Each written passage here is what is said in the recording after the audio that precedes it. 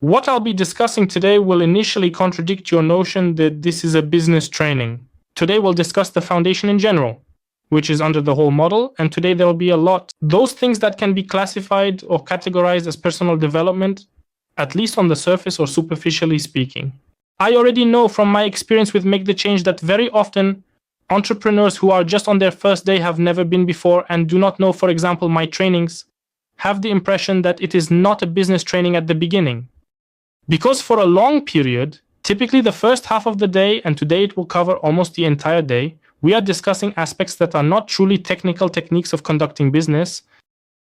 So there is an impression that I won't learn anything specific here. You will need to trust me that the entire process is meticulously planned and thoroughly tested multiple times by me, and it all makes perfect sense in the grand scheme of things. If you approach some knowledge skeptically and, for instance, do not do exercises, it will not give you much, because there are 3 levels of understanding a certain issue that you need to delve into.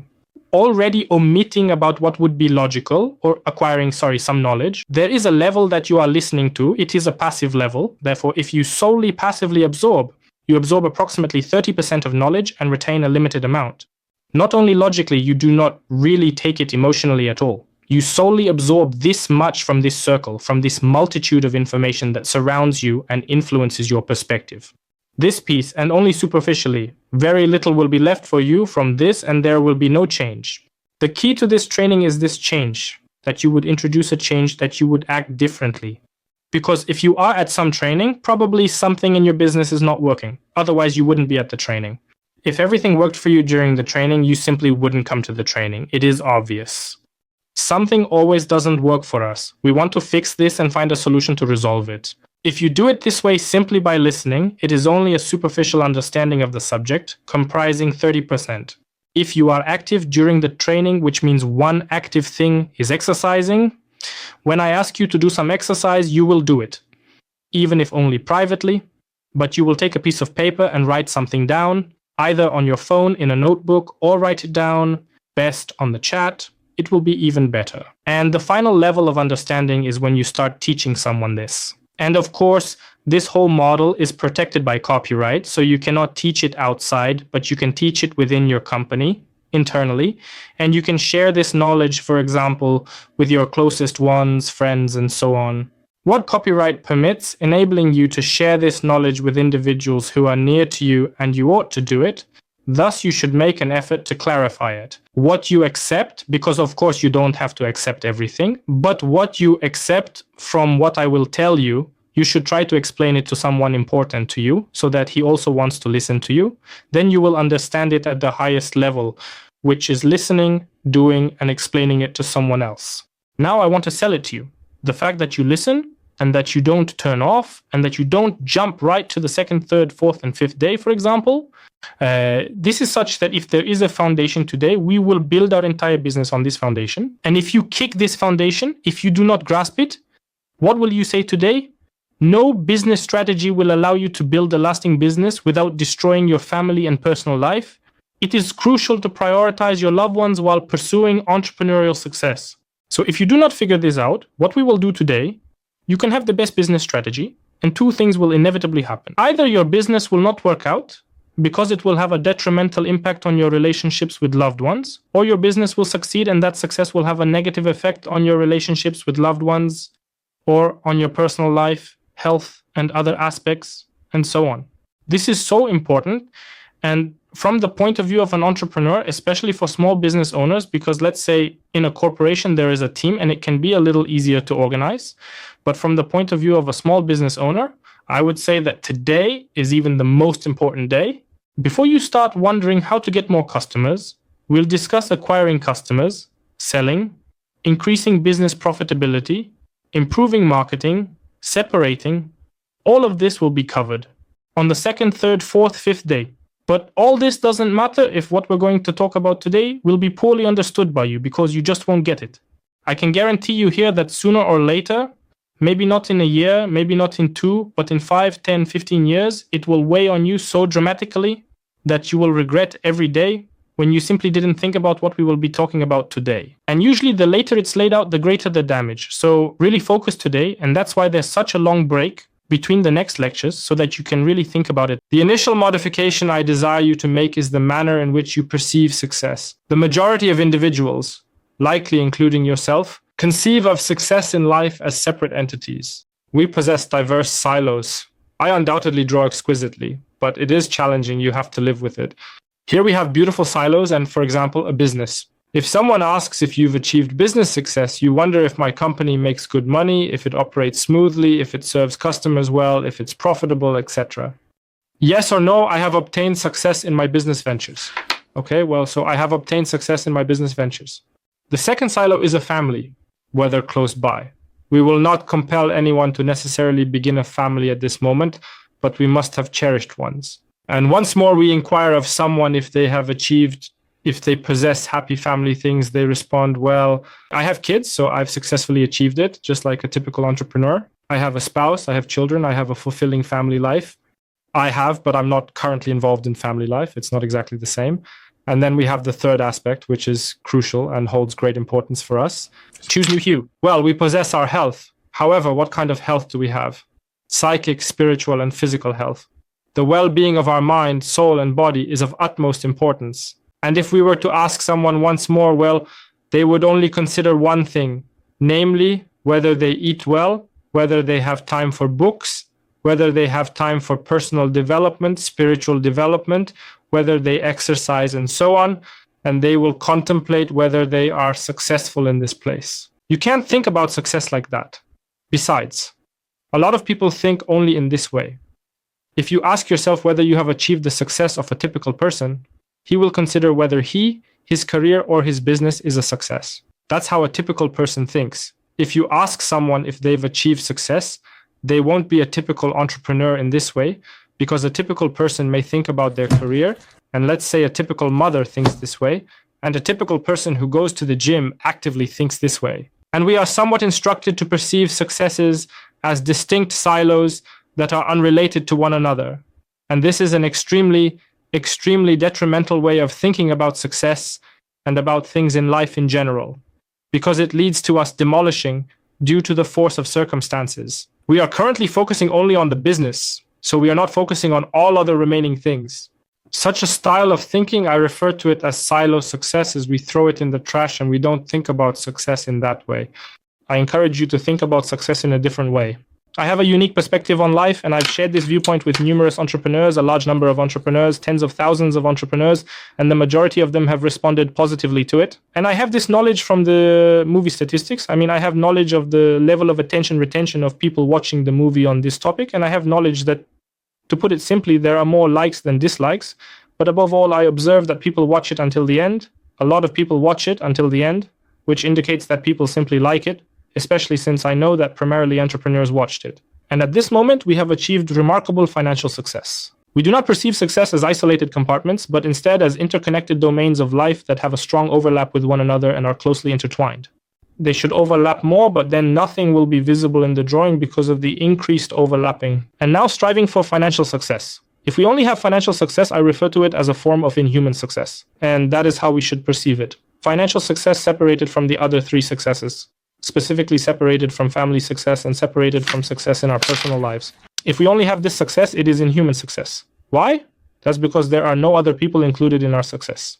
Therefore, if we are absent from the equation due to our neglect of self-care and our health, and if our sole concern is the prosperity of our business, without allocating sufficient time for our spiritual, physical, and intellectual development, it signifies that we are not fully invested in this enterprise, and as a consequence, our loved ones are also deprived of our presence and attention. It is solely us and our clients. You can insist, and customers are individuals, of course, but I still firmly believe that this is an inhuman success, because it completely cuts out that private and intimate part of our life, and it is not at all healthy for our overall well-being, happiness, and work-life balance. It is generally highly detrimental in the long term and extremely challenging to extricate oneself from it at a later stage or point in time. It is exceedingly effortless to effortlessly annihilate this element in this particular manner, demolish your health, obliterate your family, and leave nothing but devastation in your wake. And it is also very difficult, if you only functioned in that manner. It is very difficult, for instance, if someone has such an approach, I will now concentrate, I will achieve extraordinary financial success. When I have everything organized, then I will begin a family and look after myself. Apologies, life doesn't work like that. Sometimes it does work indeed, but issues arise along the way.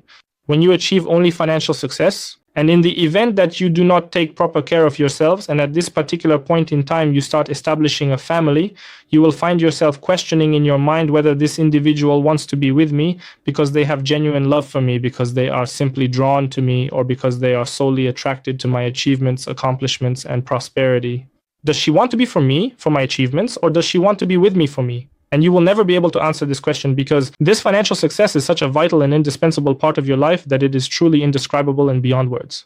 You have to, let's say, wait for about 10 to 20 years to know, okay, yeah, this person is with me, was there for me. Or for example, you have to go through a crisis. So we actually have to bring about a crisis in this success to see what is wrong, right? Doing this is special to check whether this person, this family, not the children, but this close person is with us, for us, and not because we had success. Therefore, it is preferable to develop it in parallel. You do not have to start simultaneously.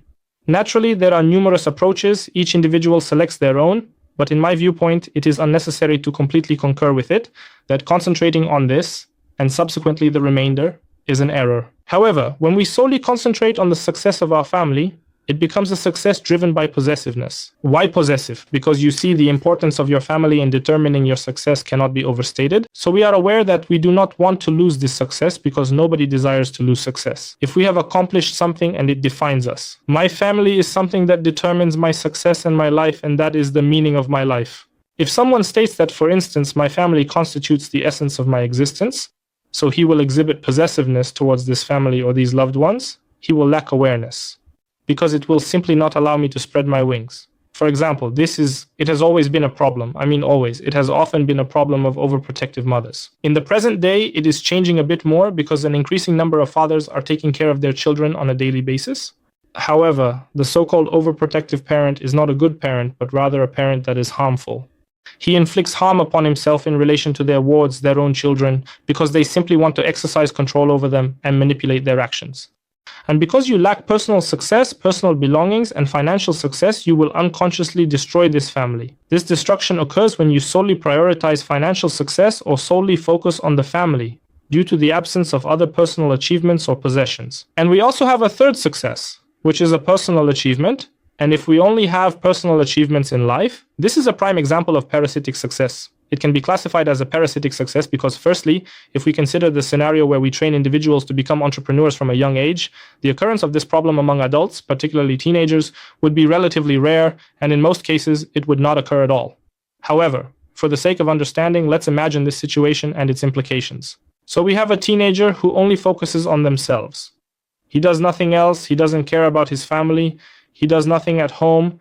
He has no relationship with his siblings, with his parents, and he simply doesn't earn, so he has to live, which means some financial success, which means someone has to give him money, and some family success has to take care of him, because most people need to take care of someone. They need to create conditions for him to live, and people generally function poorly individually. Typically, there is something similar to that where someone takes care of him, or at the very least, he knows that someone takes care of him and it provides him with that peace of mind. That's why someone who focuses only on themselves, on their health, on their development, etc., and does not give anything of himself and also does not make any career, he is de facto a parasite. However scary it sounds, that's the truth. And at present, we are experiencing partial successes. If we possess financial and personal success, it will be considerably more widespread and commonly found among entrepreneurs. For example, the entrepreneur is currently focusing on his business and himself. Super is developing well. He goes to the gym and so on. But he doesn't have time for it. He has a family, but he is not with them. He doesn't spend time with them. So I think if he checked it off, it means he has a successful family, because it doesn't work like that. Where we have partial success, then at this moment we have self-centered success. We exclusively think about ourselves, about our finances and our personal development. Often it is the case that the partner of the entrepreneur has only these two successes, because especially when the business succeeds, then at this moment it's like the business takes care of the whole family. It supports the whole family, and often it happens that the owner of this business either focuses only here and doesn't care about anything else anymore, or focuses here and the partner of the entrepreneur takes care of these two things, right? He cares for his family and, for instance, himself, as he has time, since the business earns well, allowing him to do things he enjoys. And this is a dependent success because we are completely dependent on what is up here, on the person who gives us finances and something like that. In the long run, not in the short run, but in the long run, leads to the unhappiness of this person. That is, the person who is on this side and only takes care of the family and possibly themselves will be unhappy and dissatisfied with their situation because she will feel that she has no control over anything. There is nothing over which he has control. It means having control over oneself, but that is typically not sufficient. Therefore, typically it is the situation that the partner of an entrepreneur should either have their own career or should possess some element in the entrepreneur's business over which they have actual control. No, it is not just about issuing invoices, but actually it has an impact on a certain part of this business, and this impact is significant and cannot be overlooked. For example, if you watched a documentary about Gates, it was Gates and Melinda. It was such a relationship that when they met, Melinda worked at Microsoft and she was realizing herself there. But when they started a family and a child was born, Melinda ended up at home with the child and took care of herself a little, but mainly took care of the child, ensuring their well-being and nurturing their development. And she is there. She was unhappy. Additionally, I do not guess it, it is explicitly stated in this document. And later I am assuming already. The Gates Foundation was established for this purpose, disregarding conspiracy theories and focusing on its intended mission. And note that Melinda had highly significant positions there, specifically in order to also achieve personal fulfillment at the professional level. So financial, it does not mean just earning money, but something that is like a kind of career. And this relationship, at least from the outside, appears to be much better now than what they stated it was in the past. And if we have only financial success and family success, it is also more common among older entrepreneurs. By older, I mean after the age of 35, not in the sense of after the age of 60, but when someone has already started a family and family is important to them, and at the same time they are an entrepreneur. Very often they focus only on these two things because they no longer have time for their health. They don't have time for it at all because it takes up a lot of time, and they believe that you know that you're harming yourself, or you know that you're harming yourself, but you say, but there are two more important things. I have to be responsible, so I have to earn money and take care of my family, and I am responsible. Bullshit, you're not. If you don't take care of it, you're not responsible. If we only have these two successes, it is an unhealthy success because it will simply destroy your health. Many entrepreneurs have unfortunately learned or experienced this, and it can have devastating consequences for their well-being, that their health simply appears weak. They do not exercise, but if there is a compelling argument for exercising that I have heard, well, it convinces me, that is scientifically proven, that the absence of exercise is causing a decline in our cognitive abilities. The sole method to decelerate the decrease in IQ is through engaging in physical activity. Now, I'm guessing how it works. The human body is specifically designed to ensure survival. IQ is not necessary for survival. It is certain that blood flow to the brain decreases, because it is a muscle that is unnecessary in most cases. It is sufficient that he operates at a very basic level in order to survive. You truly do not need to think specially, and the energy goes to another place. So if other aspects do not convince you, such as extending your life and so on, then think about being dumber and having a harder time doing business if you do not take care of yourself, your health. So genuine success is truly present. All right, I will write that there is simply and purely success at this particular location. And this is a remarkably minuscule area, because it is an exceedingly arduous success to achieve. This is the moment in which we have achieved true success. At what point can we confidently say that we have all of these elements under control and fully managed? It is very difficult to handle everything at once simultaneously. These wheels can have the same size. You do not have to have everything perfectly planned. For instance, I do not utilize the concept of work-life balance. I believe that this concept is damaging. It indicates that I strive for a balanced life, because a balanced life, well, that's equilibrium, that's importance. I place a high level of importance on words and consider them to be extremely significant in communication. You will observe, I have confidence that this is truly not insignificant because words determine the manner of thinking. Using bad words means thinking wrong. So what's balance? It's equality, where everything is in balance. How do individuals attempt to balance their lives? What actions do they take? So the initial step they take is to attempt to organize each workday in a way that is balanced. You know, I need to exercise in the morning. I need to have breakfast with my family. I need to go to work and be productive. I need to return home and spend more time with my family. I need to allocate time for reading a book, watching a movie, engaging in intimate activities. And thus we attempt to plan and create a schedule and establish this schedule for our offspring, and it is already a significant social issue at this particular point in time. These are, I believe they are referred to as helicopter parents and such children who are carefully supervised and guided. That means parents strive to manage their lives, they desire to possess everything they want to have because they were instructed that they must. And now I am also informing you that you must allocate time for physical activity, reading, and even spiritual activity, such as attending church or engaging in meditation, however anyone comprehends it, and time for family and time for business.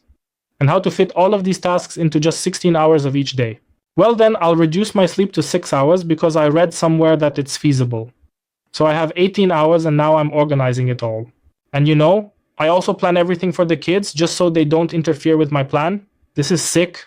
This is simply just sickening. This is not normal and you should not engage in such behavior. This leads to a multitude of conflicts, many of which are long-lasting, because it is not feasible to live life in this manner if there are others involved, especially if you have interactions with various individuals. It is crucial to reconsider and find alternative ways to navigate through life. If you have a family and children, then something is impossible. That's why you will plan your whole perfectly day, and for example, your child falls ill, and what? The schedule goes awry, and you won't return as you spend time with the child, unless you're dedicated enough to say, sorry, I have it. I'm going to the gym because you're sick, so it's falling apart, and you won't be able to come back to it because you've lost this whole week, 2 weeks, and so on, and everything is just falling apart, and usually it falls apart in such a way that everything is slipping from your hands and you can't catch it. In my perspective, this is an erroneous way of approaching life, in my opinion. I believe life ought to be, I just lack the word constantly describing it perfectly, but I call it that things should be harmonious like music, like good music, not such a thump, thump, thump, because it's like thinking pop, that everything is in the same rhythm all the time. You can't function like that. It just exhausts a person, like good music. Good music is such that it's slower at times, faster at times, slower at times, faster at times, and it's all somehow coordinated. It just flows well. And in my perspective, your life should just flow well. As a first thing, if you want to think this way, we will go into it specifically in a moment. The first thing you should do is start looking at, if you are trying to plan something from a weekly perspective, not from a daily perspective, for a more comprehensive and strategic approach. So we do not plan each day, but for instance, we plan the complete week in general, so that it could somehow clash with each other. Now I can tell you, I have a 14-year-old son, and at present I have a 2.5-year-old daughter. Therefore, I possess some experience in this particular domain. I've already been through this once, little child. Now I've been through it a second time, once again. And I also have a teenager. And for now I can tell you one thing, that when it comes to teenagers, in order to establish a strong and healthy relationship with a teenager, which is generally the case, although there are certainly a few exceptions, it truly only takes a few hours, quite literally speaking. And it can be 1 day per week, a few hours of absolute focus on this teenager. That signifies we carry out activities according to his preferences. As an illustration, my son and I achieved optimal results when we visited my workplace on Saturdays for a couple of hours, during which we participated in various pursuits. Initially, we indulged in computer games, and subsequently, we completely shifted our focus to board games. And I suggest, if you have a teenager and want to establish this relationship, I highly recommend board games to you because they are like a different level of attention. You can have more conversations, and it's not as exhausting as sitting and talking with a teenager. You have different challenges, a different viewpoint on the world, and he has his own difficulties at school, etc. It can just tire you out, because how long can you talk about the same thing all the time? Board games have this cool thing about them. Firstly, we have physicality. There is some physical contact, arranging something, throwing dice, and so on. It builds relationships very, very well. Plus is just the opportunity to talk, because it's not flying. When we played computer games, it's not there, right? You can play a computer game for 2 hours and not say much to each other, because there's always something happening, because computer games, most of them have this, that something is happening all the time, so you don't have time to just talk. So in my view, plan an activity that he doesn't usually do on a daily basis. If he spends the majority of his time sitting and playing computer games and she sits on WhatsApp, then we shouldn't make him do the same, because then we won't be distinguishable from his classmates at best. In most cases, it will be insignificant, and at best, we will just be like a classmate. It's not about that. We want something else. And now the longer you delay with it, I also hesitated with it for quite a long time. I started at the age of 9 and that was already late. I also understood it a bit late, that this is an important time for the family, because it is also important. So, when I talk about those few hours a week, it's not like you're not there at all throughout the week and you're only there for a few hours a week. I doubt it would work like that. I'm referring to individuals who usually, not necessarily every day, are at home. Additionally, they also allocate these few hours solely to one specific individual. Here's my friend. He has 2 daughters, and he doesn't treat these daughters as a set of daughters he spends time with, but he treats each of them as a separate person he spends time with. And it would be perfect, or rather even necessary, to spend quality time with your wife in the same manner. What if you have small children is a difficult situation? It becomes even more challenging, but it is necessary. This means that we have to allocate time for every close person, in fact. Therefore, you must have a well-planned schedule for spending time with every close person during the week. And if you have a job that requires frequent travel, it should be scheduled once every 2 weeks or once a month, then it is truly reliable. Each individual must spend a certain number of hours per week in full focus, not thinking about work. Because when does an entrepreneur not think about work? When he dozes, right? Sometimes he ponders work too. Here Swabik says, my 13-year-old son likes joint trips to the field the most, basketball and football, and I like joint tinkering the most. We get each other. I overslept, didn't go with my son for long, then he didn't want to go with me anymore. It's lame. I didn't teach him that. This is also a warning, especially for fathers of entrepreneurs, because mothers somehow subconsciously understand it better. Warning to you not to delay, because it will be too late later. It will be very difficult when you wake up and already have a teenager and you will want to build a relationship.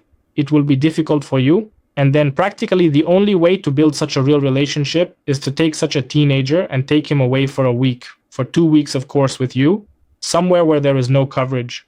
Only at that moment will he curse you terribly and so on. But it is only at that moment that you are able to create such a relationship that you did not build before. You also need to allocate a few hours per week, solely for yourself. The most effective strategy is to have limited time for any tasks or engagements, including physical activity. Engaging in physical activity is beneficial as it allows you to multitask and enjoy audiobooks simultaneously, making the most of your available time. And this is an exceptional strategy to efficiently blend physical activity and intellectual growth simultaneously, thereby optimizing the advantages of both and fostering holistic well-being in individuals of all age groups. I have my own gym where I work out with a friend, so I also have the added benefit of socializing, which kind of adds up to a sense of family, because friends are like family. They are close-knit and supportive of each other. However, when it comes to cardiovascular exercises, which I despise but need to do more of, it is advisable not to make it more difficult to breathe during cardio. It is simpler to just listen to an audiobook and accomplish both tasks, or something of a spiritual nature if someone enjoys listening to such content. We should strive for efficiency, as we are aware that time is valuable. Similarly, the company too. Here we are as a company. It is easiest for us as a company. The company also needs our total focus, usually more than a few hours, especially at the beginning, more than a few hours per week. But you see, here we understand that we need to give full focus so that the company is effective. So I have to give it 8 hours of full focus per day. There's 6 hours of full focus per day. What about the family? Is it not important anymore? And why would it work like that? It works the same way. Simply, if you have a family, you have a partner. Known it'll be difficult, especially if you also have children. If you don't have children, maybe not. But if you also have children, it'll be very difficult to make it equal for everyone, or for each of you to have the same share, especially if you have young children. It's easier when they're older. But if you have young children, usually someone will have a more successful career. Someone will feel more comfortable in their own space, and both of you should prioritize self-care, focusing on your individual needs, personal interests, and creating a private zone for yourself, separate from your spouse or partner, where you can be alone and recharge. And then as a whole, as a family, you can achieve this state of harmonious success, let's say. But each of you will have attention shifted somewhere. Usually that's how it is. Usually that will be the case with entrepreneurs. An entrepreneur is the one who will often be the provider, who will give more money than the other person. Then the other person, for example, can focus more on the family. But I will tell you from a practical point of view, each person in the family should have projects. In addition to responsibilities, it should have some element of a career. And children should also have a career outside of school. Children should also have a career outside of school. It is important for them to pursue projects that truly fascinate them and are not mere obligations or school-related tasks. It is difficult sometimes for teenagers to do it, but I strongly encourage you to do it too. This is important for family health. For example, my son has been one of the few dozen moderators of the largest Fortnite community in Poland, the official community, since he was probably 13 or even younger. They have several dozen or several thousand people under them, and they manage them. My youngest is the youngest, and the next person in the team is 18 years old. So he got involved there on his own, he talked to them on his own, he took action on his own, and I am more proud of that than of the grades he brings. I am proud of the grades, but more so of this one, because he has his own career. Already as a teenager, there is no pressure from our side for him to do anything specific, but it is important for his mental health. If it's important for kids, it's also important for your significant others.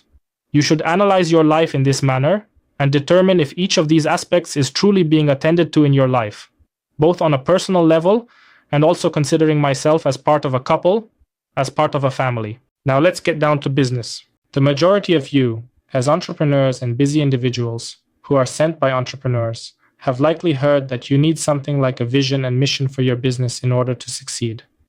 Surely most of you have heard me doing this at trainings. I ask who knows it. Well, almost everyone raises their hand. I ask who knows that you need to have a mission and vision. Well, everyone raises their hand. Who has a mission and vision? Few people raise their hand, right? That's because, in my opinion, the way of teaching about vision and mission is very impractical. And I like practical, simple things. If something is impractical, it means the explainer probably doesn't fully understand it. So I simplify everything to simple advice, like how to do something like that. We will establish our vision, and most likely following the evening meal, we will define our mission. And you will see that these two things are, I would like to say, they are crucial for long-term business success, because short-term success can be ignored. Short-term, you can skip to the nearest Thursday, and we will talk about sales, make sales, and simply have money and hooray, I have a business. I have until you don't have it.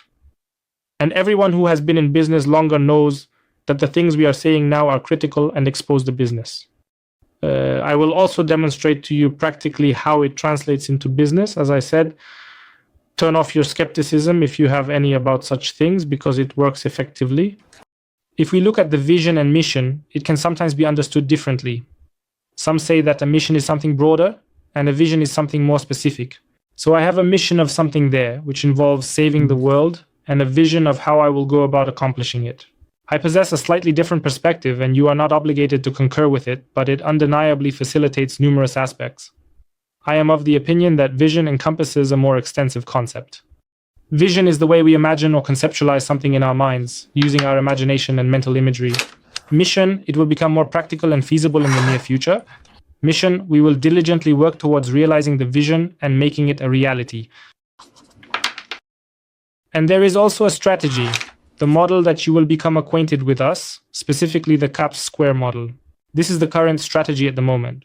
Strategy is the approach we will use to precisely accomplish the mission, and it outlines exactly how we will achieve our goals. And this is how you can look at it in this way. We have a vision, which is a general idea, which determines everything else, and then we execute some specific tasks, so we could state that the vision is more comprehensive than the business. The majority of the visions I will be discussing today, because I will be talking about two, one now and one on the upcoming Thursday, not this closest one, but on Friday at the very end of the week, towards the conclusion. I will discuss two visions, and they are broader in scope than just business. Business, on the other hand, is a specific mission. In order to carry out this vision, we initiate a business, which essentially becomes a mission. Therefore, it is imperative for a business to have a mission, and we execute this business in a specific manner, in accordance with a specific strategy. To enhance your grasp, I will provide a non-business example that is completely unrelated, aiming to make it universally applicable and easily comprehensible in various contexts and situations. And now, once more, on certain occasions, I occasionally make reference to very general things, let's say quasi-political topics, and let's skip discussing conspiracy theories for now. It's about understanding not what the truth is, but how it is presented so that it is easier to understand. So, for example, the vision of the United States is a democratic world. They have a vision that they promote, that the world should be democratic, people should be free and should have freedom of action. This is the product that America sells. This is the vision that it sells to the rest of the world. I am not going to discuss whether it is sincere or not today. And they, in order to accomplish this, carry out missions in various areas where, according to them, there is an absence of democracy and a lack of democratic processes. As an illustration, they overthrow a dictator, provide support to militias that aim to overthrow the dictator, or conduct a military invasion and wage war against the opposing forces. With non-democratic forces, with forces perceived as evil from the perspective of America. This is the objective they pursue. They undertake missions. We have missions in Afghanistan, missions in Iraq. That is why I am using this example, because it is easy to understand. During these missions, they have specific strategies that they implement in a particular location as part of their operational tactics. In Afghanistan, they fight in some way. In Iraq, they fight in some way. And elsewhere, they fight differently. I remember once on one of Magda's parties, someone stood up and said, "But I don't have any mission. I do this business for money." It's tough to help such a person. But then I started thinking about it from the perspective I'll show you now, and you'll see that even a business, which is indifferent to you in a sense, can still be a certain mission. You just need to look at it more broadly, without emotional attachment. And the most extensive perspective that one can have is to view it from the widest possible vantage point. This is an egg, so that later on you can fully understand that it is just like an element in terms of its significance and role. The broadest view is what I refer to as life's vision. Okay, this is not the broadest view, but today it is the broadest view. You will see on the last day that there can be a broader perspective, but it is only necessary in a specific situation. Yes, it is necessary in everyday life. Vision of life. And now initiating with a business vision without a vision for life is a surefire way to screw up your life and derail your aspirations. Personal, health, and also family. These individuals are entrepreneurs who have businesses that provide them with satisfaction, and these businesses are long-term or even multi-decade in duration. I don't have exact information, but you could say that they possess a well-developed vision of life and a strong sense of fulfillment in their endeavors. Even on occasion, even without realizing it, I want you to do it consciously, because I have observed that a significant number of entrepreneurs have a vision of life that is being sold to them by the media or by books. Someone wants to work 4 hours a week. I wonder why 4 hours a week. There is an issue at hand because there is a problem that needs to be addressed. Because it is simply what Ferris wrote in his book. So if we accepted such an idea occasionally, but without having any idea where it originated from. And now here, the majority of individuals, you see, the majority of business owners have written that they have no issue working numerous hours per week. I believe working for several dozen hours a week, like 20 hours, is not a problem. It's cool, it's healthy because you have to do something. I was just stating that this element is crucial in life, even if it is not a business endeavor, but rather, for instance, a charitable organization. Well, you still need to allocate some time to it, and the majority of individuals will simply become extremely bored if they only work for 4 hours per week. But you can still examine it. The amount of time I would prefer to have for work, I mean the amount of time I am willing to accept for work, and the amount of work I would like to do.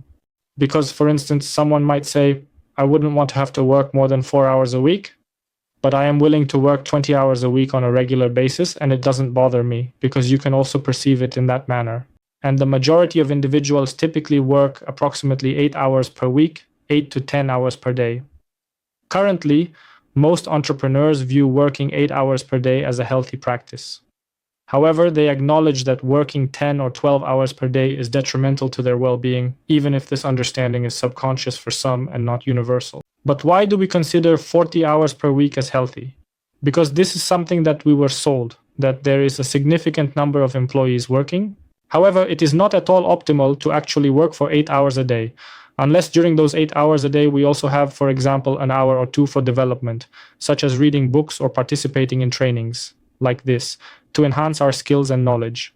Therefore, that's fantastic. My spouse was attending a training session. I can't recall the person's identity, but it was a psychological training, and someone inquired about her reading habits, specifically the individual who was facilitating the session. She says, well, during work, this is my job, to develop myself. I really enjoyed it, a very wise approach to conducting business. If so, we do it, which means that in these 8 hours, we have, let's say, 2 hours for perfect. But this is, again, what we refer to as daily planning. So I am stating it on average, but if we work 8 hours per day, which is equivalent to 40 hours per week, then out of those 40 hours per week, a minimum of 4 or 5 hours per week should be dedicated to self-development in order to ensure personal growth and skill enhancement. Because the world is constantly changing, you have to keep developing. And at least those 5 hours a week should be devoted to thinking about strategy and business development. Not doing business, but building a business. There is a colossal difference between doing and building a business. Doing is like doing it, that is fulfilling your obligations, procedures. Building a business is like creating procedures and so on. We will talk about this on the last day, but you must understand this difference. And now, if you, excuse my language, hustle and don't have time to develop or work, well then, your business will die sooner or later, because it simply won't keep up with reality or with the competition. For instance, I intentionally conduct these trainings during the day, that is the reason. Being aware that individuals during the day, specifically entrepreneurs, prefer to have webinars the most.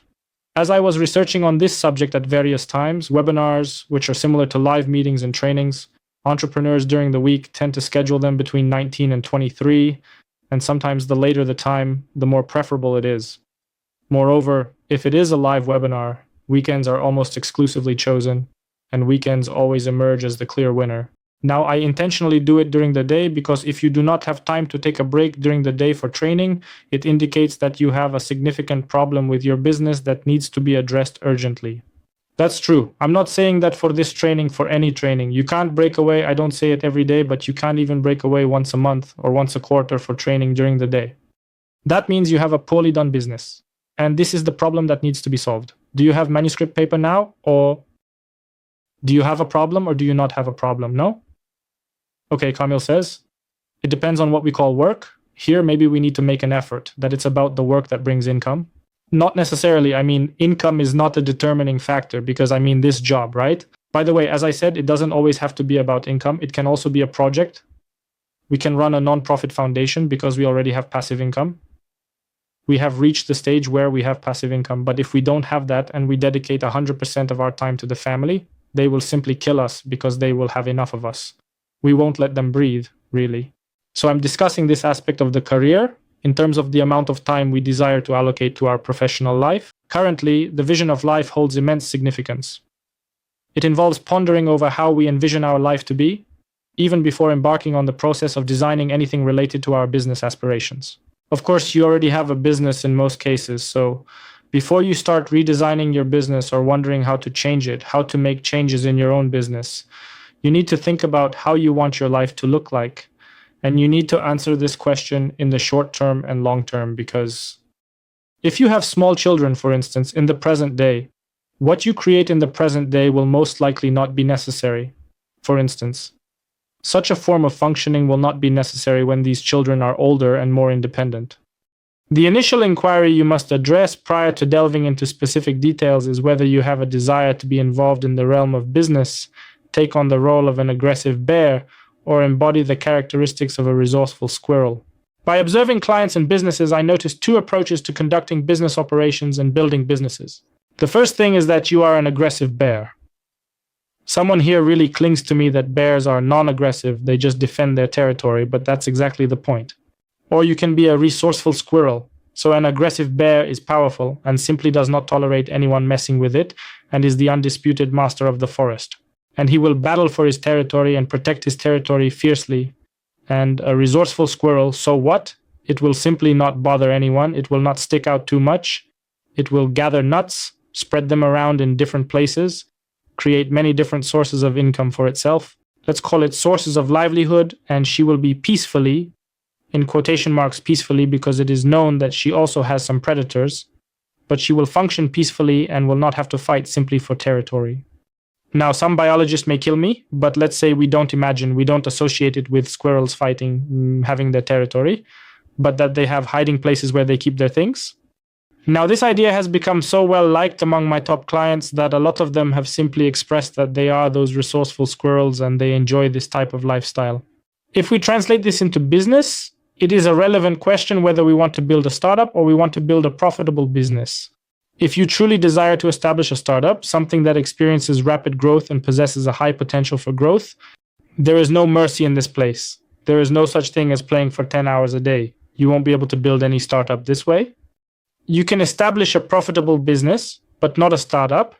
So if you want to build a really big business, then I apologize, but this part will be extremely important in your journey, and it will be very challenging to find sufficient time for it.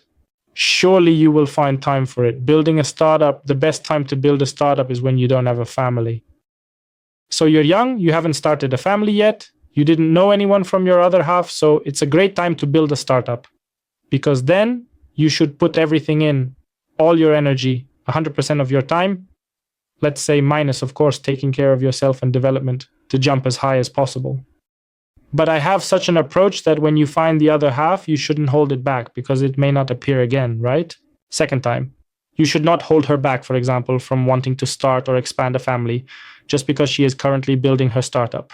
Because in reality, when you lie on your deathbed, you will not have your startup, your investors, and so on with you, but you will have your loved ones, and most likely, those are the people you will want to have by your deathbed the most. On occasion, you have to examine it from this standpoint that perhaps it is not the most paramount thing, but undoubtedly it is your decision to make, and it holds significance. If you are building a startup, you have to put much more energy into it, meaning a startup, meaning a business with a very high potential. And if you are building something, if you just want to have a very comfortable life, then you can be that resourceful squirrel. For instance, I've adopted a strategy that, given that my daughter is currently 2.5 years old until she departs from home, I will refrain from establishing such a proverbial startup. I have a few years to establish myself in stable, income-generating, and maximally inert businesses. In other words, businesses that generate passive income. I will provide more information about this topic at a later time. To own this trampoline in 12 years, so that I can, for instance, if I want to, because I'm unsure if I'll want to, pursue a highly ambitious endeavor, because then I'll have the assurance that I won't endanger my family, because I'll have to support my spouse. Ideally, it would be a collaborative project with her. And by that point, I am aware that pursuing something extremely ambitious would have a significant negative impact on mine, on my children's, or on my relationship with my children. Therefore, at that moment, somewhere many years ago, I understood that my relationship with my son is not as it should be, that it is worth waiting and it is worth building something very lasting now, which will allow me to have fun when I am 50-something, assuming I live that long, but you never know. If I lived 50 years, I'd rather build something lasting, something that will remain after me, than build something that may turn out worthless. As Camille said, that is, people, specifically startups, can build people who have a grown, in quotation marks, grown family. This is my strategy. So the initial step is to decide if I want to be a bear, and a bear must eliminate the competition. There is no such thing as coexisting with competition. If you have competition, you fight it. You have to be stronger. You have to be the master of the forest. If you're really building a scalable business, there's no mercy there. And these big businesses, in reality, besides all this beautiful marketing, there is no mercy in these big businesses, so you are a squirrel. The second vital question you need to ask yourself is, how much do you desire to work? I've already inquired of you, correct? Please provide your response. And now, how long do you want to work, let's say for the next year or two, where if you know how difficult it will be to rebuild your business, for example, okay, I agree to it, that I will work a lot now because I am striving for something else. As an illustration, at the moment, I am with a client, so I concluded a substantial project. The client boasted that for a period of 9 months, we genuinely worked our asses off to convert her business from being completely self-employed, working a tremendous number of hours per week, into a business that is practically passive. This transformation required a tremendous amount of dedication and effort, but the results have been truly remarkable. She manages to maintain a passive income stream perfectly, as she still needs to allocate a few hours per month to him. That's the minimum requirement, a few hours per month. Consequently, she has to conduct a monthly webinar and produce a video, ensuring the bare minimum of work to sustain this business. Of course, here is a team of people who handle it all, but we just went through it and it required a huge amount of work to go through it, and it wasn't cheap either because I personally went through this process. So I not only consulted, but actually did everything together with her. We set up procedures in this business, we created and so on. It was a lot of work, really a lot of work from her side and from my side. But in 9 months, we managed to create such a business, and now it is now scalable without limit. It can be scaled really without any limit because we put in a tremendous amount of effort and dedicated a significant amount of time to make it happen. Because all limiting elements, that is the fact that she, for example, she conducted classes with clients, etc., everything was scaled i.e. taken outside to companies that do not depend on one specific person, but depend on any large number of people. The identical manner of acquiring customers and so on, it is all scalable because a webinar is also essentially scalable indefinitely and can reach a vast audience. And also the way of acquiring people for webinars is scalable. We will talk about it more. So you have to think about how much you want to work in the long run, how much you want to work, how much you are willing to work in the short term. And sometimes it's necessary to make a really big change in the business. To make a big change in the business quickly, well, you have to work. Maybe you'll have to work more than you have worked so far. But it depends on how you run your business. The second thing is how you want to work. And now most of us have learned to work corporately, which means from 5 to 2. We work for 5 days, there are 2 days of rest. This is perfect. The reality of an entrepreneur is 7 to 0. A typical entrepreneur works from 7 in the morning to midnight. Taking into account the number of hours I work, it's from 8 in the morning to midnight, because in reality we sometimes make up for that extra day of work in additional hours. This is a lesson we learned during work, and it is of course valuable and important in our professional experience. In certain businesses, this is an extremely effective way of working because, for instance, it is in line with our clients, suppliers, and so forth. So this also needs to be taken into account. But I often encourage entrepreneurs, for instance, to consider whether or not to work in this manner. The ratio is 2 to 1, 2 to 1. As an illustration, Monday and Tuesday are designated as work days, necessitating regular attendance and productivity from employees. Subsequently, we will have Wednesday off. I should create a variety of colors to make it more visually appealing. Later on, we will have Thursday, Friday, and work. Additionally, let's assume that Saturday can still be considered as a working day for us. I will give 2 examples, Saturday, Sunday yet, so we can adopt such a standard. So we work for a total of 2 days, have 1 Wednesday off, work for a total of 2 days, and have the weekend off. And now someone will say, but this is impossible because I won't manage. So you can think about whether it wouldn't be better for you if you work 10 hours. In these 2 days and 10 hours in these 2 days, which is a total of 20 hours, and here 20 hours, together we still have 40. This is a total of 10 hours of work, but then we are at work for a significant amount of time, occasionally staying longer at work, and sometimes we are able to accomplish more than we would by consistently working 8 hours a day. It depends on what you have, how you work, how creative you are. Sometimes this day off is very well done. But even if you are unable to work 10 hours a day, due to your family commitments, you can implement an alternative system. 2 on 1 on 3 on 1. So we still have 5 hours of work, but we have Monday, Tuesday we work, Wednesday we have off. It doesn't have to be wed, but it's an example. Later, Thursday, Friday, Saturday we work, and Sunday we have a day off again.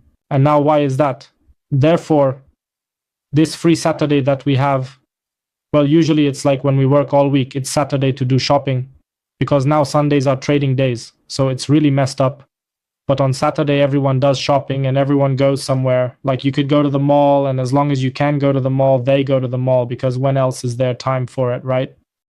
So in case we shift this Saturday to Wednesday, it unexpectedly transpires that we are capable of managing all of the tasks. Well, because Saturday is still so weak that we can go to the mall, for instance, purchase something, or because if we want to relax in the bosom on the rescue, it doesn't matter what day it will be. But in practice, we usually take care of non-work matters on days off. What's the plan for Saturday? Until 3 o'clock, you can handle many things, as some shops are open until 3 o'clock, since the courier won't deliver anything to you, and so on. So in reality, this upcoming Saturday is not solely focused on accomplishing tasks. Additionally, Wednesday is an ordinary, typical working day. If you're free then, typically first, it creates a buffer for you, because if it turns out you have a super important project, you can postpone it, for instance, to this Wednesday and take it off from another day. And second, if you have kids in school, and if you lack time to spend with your other half, then this Wednesday can be perfect for that. Because on Saturday, the children will be hanging on your heads, so this example will not work. When it comes to children, Saturday and Sunday are crucial in my opinion, because children also have time off. Usually yes, but not always, because for example, you can do it differently. Sometimes you can do it in such a way that for half of Wednesday we are, let's say, if we already have school children or even preschool children, and if, for example, our other half also has some flexibility in working hours, so we can arrange it so that we have half of Wednesday off, that half when the children are at school, and then we have time to spend only with our other half, without children. It is super important for the relationship. And then, for example, we work half of Saturday. Assuming we have to work these 40 hours a day, because we can consider whether we are able to work less and still achieve the same effect. Because, for example, I don't know, maybe at the gym we can do this personal development and then we won't be able to take it away from work time, right? You need to consider how to organize the work system. And I suggest doing an exercise during the break. Over the next few days, try to come up with a work system that is different from the 5x2 schedule. Even if it's just a theoretical exercise you won't implement, consider it. Break out of the 5x2 thinking pattern, 5 days of work, 2 days of rest, and devise a different work system. Consistent with your life situation, meaning when your significant other, if you have one, is working, when your children are at school, when they are not at school, and so on. For instance, it transpires that on one day of the week your children have a later start at school, and it would be pleasant if you could be at home. And let's say they have some classes on Saturday, well, you can be at work, it doesn't matter. So think outside of the box and see that you will have some cool, unique, and different way of looking at your work. And if there are any days you do not want to work, such as which days of the week, or which days of the month, or which days of the year, you absolutely do not want to work on. What hours do I want to work? And this is also very important because now if you work, well, the reality of many entrepreneurs is that they work typically, well, they adapt to the family. So they work from, let's say, 8 to there plus 8 to 16, that is until 18, or they work, I don't know, from 9 to 19 and so on, typically. But now I want to start actively acquiring clients. So if I want to actively acquire clients, well, it's obvious that I will be doing webinars. And when I will be doing webinars, it means that I will be doing them after 18, after 19. Because then we know that our customers want to listen to webinars. And what? Suddenly it turns out that not only do we have many work hours, but we also have evening webinars. Or let's say you want to do international business. For example, you want to do business in the United States. So again, in order to do business on a disrupted station and, for example, to do a live webinar, you have to start them at 7 p.m. at the earliest, which is 10 a.m. in America. In California, I think it's then 10. So it is like around 4 in the morning, for instance, then it will be evening in America, for example. And that's it. I observed that certain individuals do not consider it yes at all, and then they put in a significant amount of effort. Yes, because they work standard hours in addition to those hours when the client demands their presence.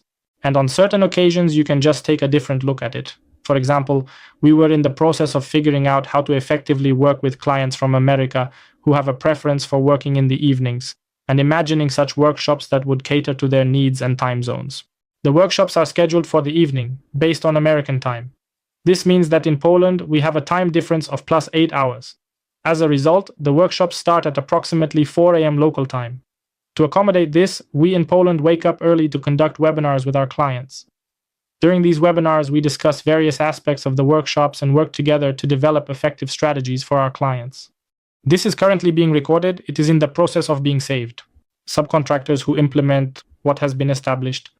We go to sleep, go to the gym, spend time with family and so on. So we have this whole nice morning free because we have already earned our own livelihood by working diligently and responsibly. Subcontractors in Poland are assigned tasks to complete, which they work on throughout the day. When they finish the tasks in the evening at the end of their workday, the client from America is just starting their day and completing the job. So he had a strategic session in the evening, and in the morning it is implemented. So you can think completely outside the box. Naturally, it would be challenging as it would need to be merged with something synchronized with the demands of family life. But consider it this way, even as an exercise. Here Sławek states, I quit webinars due to lack of time for my family and myself. I also do not conduct webinars in the evening, but we did organize and host them with clients as well. It transpired that naturally everyone desires to do it in the evening. However, if you provide recorded webinars for viewing, the majority of individuals will watch them at a later time rather than live. Nevertheless, you are aware that you can also impart some knowledge to the market. Damn, no sorry. Or either we strive to have a normal business, and if we strive to have a normal business, then we don't do webinars at 7 p.m. At 8 p.m., we just stay at home. For example, I put my daughter to sleep, we just do a webinar at 11. No, sorry. Sometimes I think that is why we do it at the start, to harm ourselves in business instead of harming ourselves in life. This is because when business is conducted wisely, it will succeed regardless. And life stupidly done like this and that gets fucked up. It is better to wisely plan your life vision and even in a certain sense reduce the business potential, but in the long run it will turn out well. I know such an example, a point that made sandwiches, which worked in such a way that it made sandwiches only until they ran out of bread in the morning, because the morning is the best bread, which means it is made at night. So they took bread in the morning and the point was open as long as the bread ran out. It seems illogical, like, well, damn, people also want to eat it in the afternoon, but they don't because it's the best bread and they ultimately won because they had their loyal customers, because the customers knew it would be super good. Yeah, because there is some standard maintained about which we will talk about, which results from someone's unconventional approach to doing their own business. When I want to spend holidays, how, that is where, in what, how long they should last, whether they should be short trips, or whether we want to have, for example, 2 months off. All of this, if you don't plan it, you won't succeed. That's why, for example, most entrepreneurs don't go on any holidays. Because there is no planned business in such a way that it would survive the holidays. Most businesses cannot survive their owners' vacations, or at least cannot survive without significant losses, so it needs to be planned in advance. Even if you have this period of change, you can disregard vacations for now, as it may transpire that making a quick change is more important than establishing an ideal business right away in the present moment. But somewhere you should have planned how this business should look so that I can fulfill my vacation, so I have to think about when there are weak periods in the business. For instance, I possess a client who possesses an ultra-profitable business, but solely during the summer season. For instance, he goes on vacation, likely in September. I have my business organized so that during September, or off-peak, I just take a fantastic vacation. Additionally, he pays a lower price for these holidays as he travels during the off-season. If it's not planned, there won't be any chance for a vacation. If there are no holidays in the long run, you will simply burn out professionally because the person needs to take a break from time to time. I have clients who come to me for consultations in order to detach themselves, physically break away from the place where they work in order to start thinking more strategically. Getting out of what seems like physical locations where you are all the time. That's why I think working from home is not good. Generally, because when you work from home, you never leave work. The entrepreneur is always mentally at work. And when you work from home, you are always at work. Even when you are at home after work, you are still at work because it's like one and the same. So you have to physically separate that space. And in the long run, it's just difficult. It's not impossible because I know that some of you work from home. But I definitely recommend having a separate space for work, a physical space. Who do I want to work with? Now, with whom, for example? If I want employees, if I want a partners, if I want subcontractors from Poland, if I want subcontractors from all over the world, if I want clients from Poland, if I want clients from all over the world.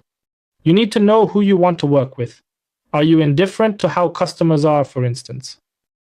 Do you want conservative clients or liberal clients? This is important. If someone, for example, for someone, their political views are important, and for a large number of people, they are important, it is logical to establish such a business that appeals to individuals with comparable perspectives on life or political outlooks.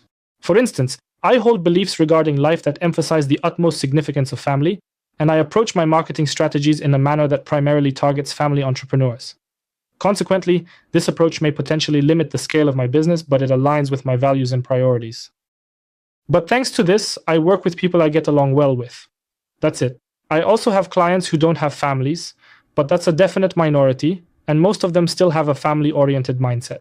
And I do it consciously because business is such a significant part of my life that I don't want to work with individuals I find challenging to get along with.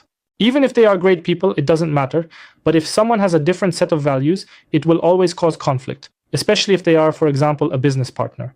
If you are a family and have one partner, if you lead a solitary life, you will face endless conflicts that will persist and constantly challenge your well-being and happiness. Because he will want to move forward, and you will want, for example, to have time for your family. If you don't sort it out at the very beginning of this relationship, it will wear you out.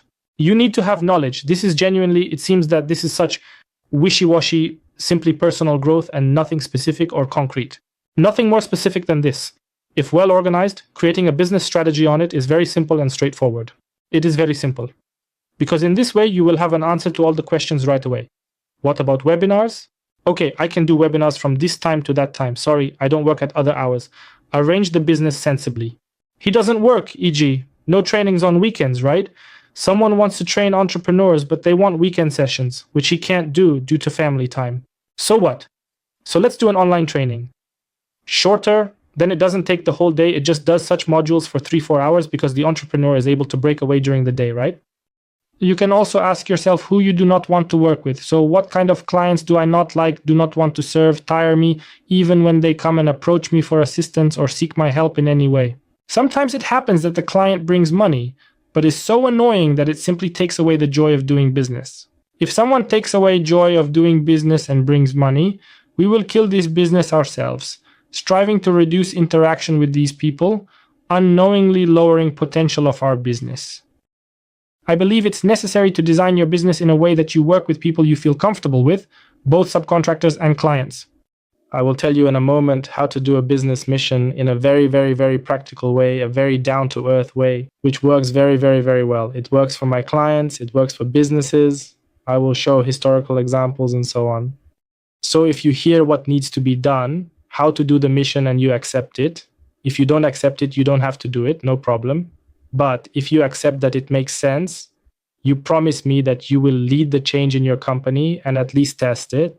Give yourselves a month, 2 months to test if it works.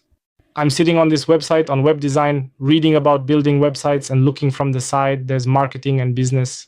And those were the 1990s. So I say, well, how about business to do? My father had a business then, so it seemed completely unreal to do it myself too. Like it was something only other people could do, not me.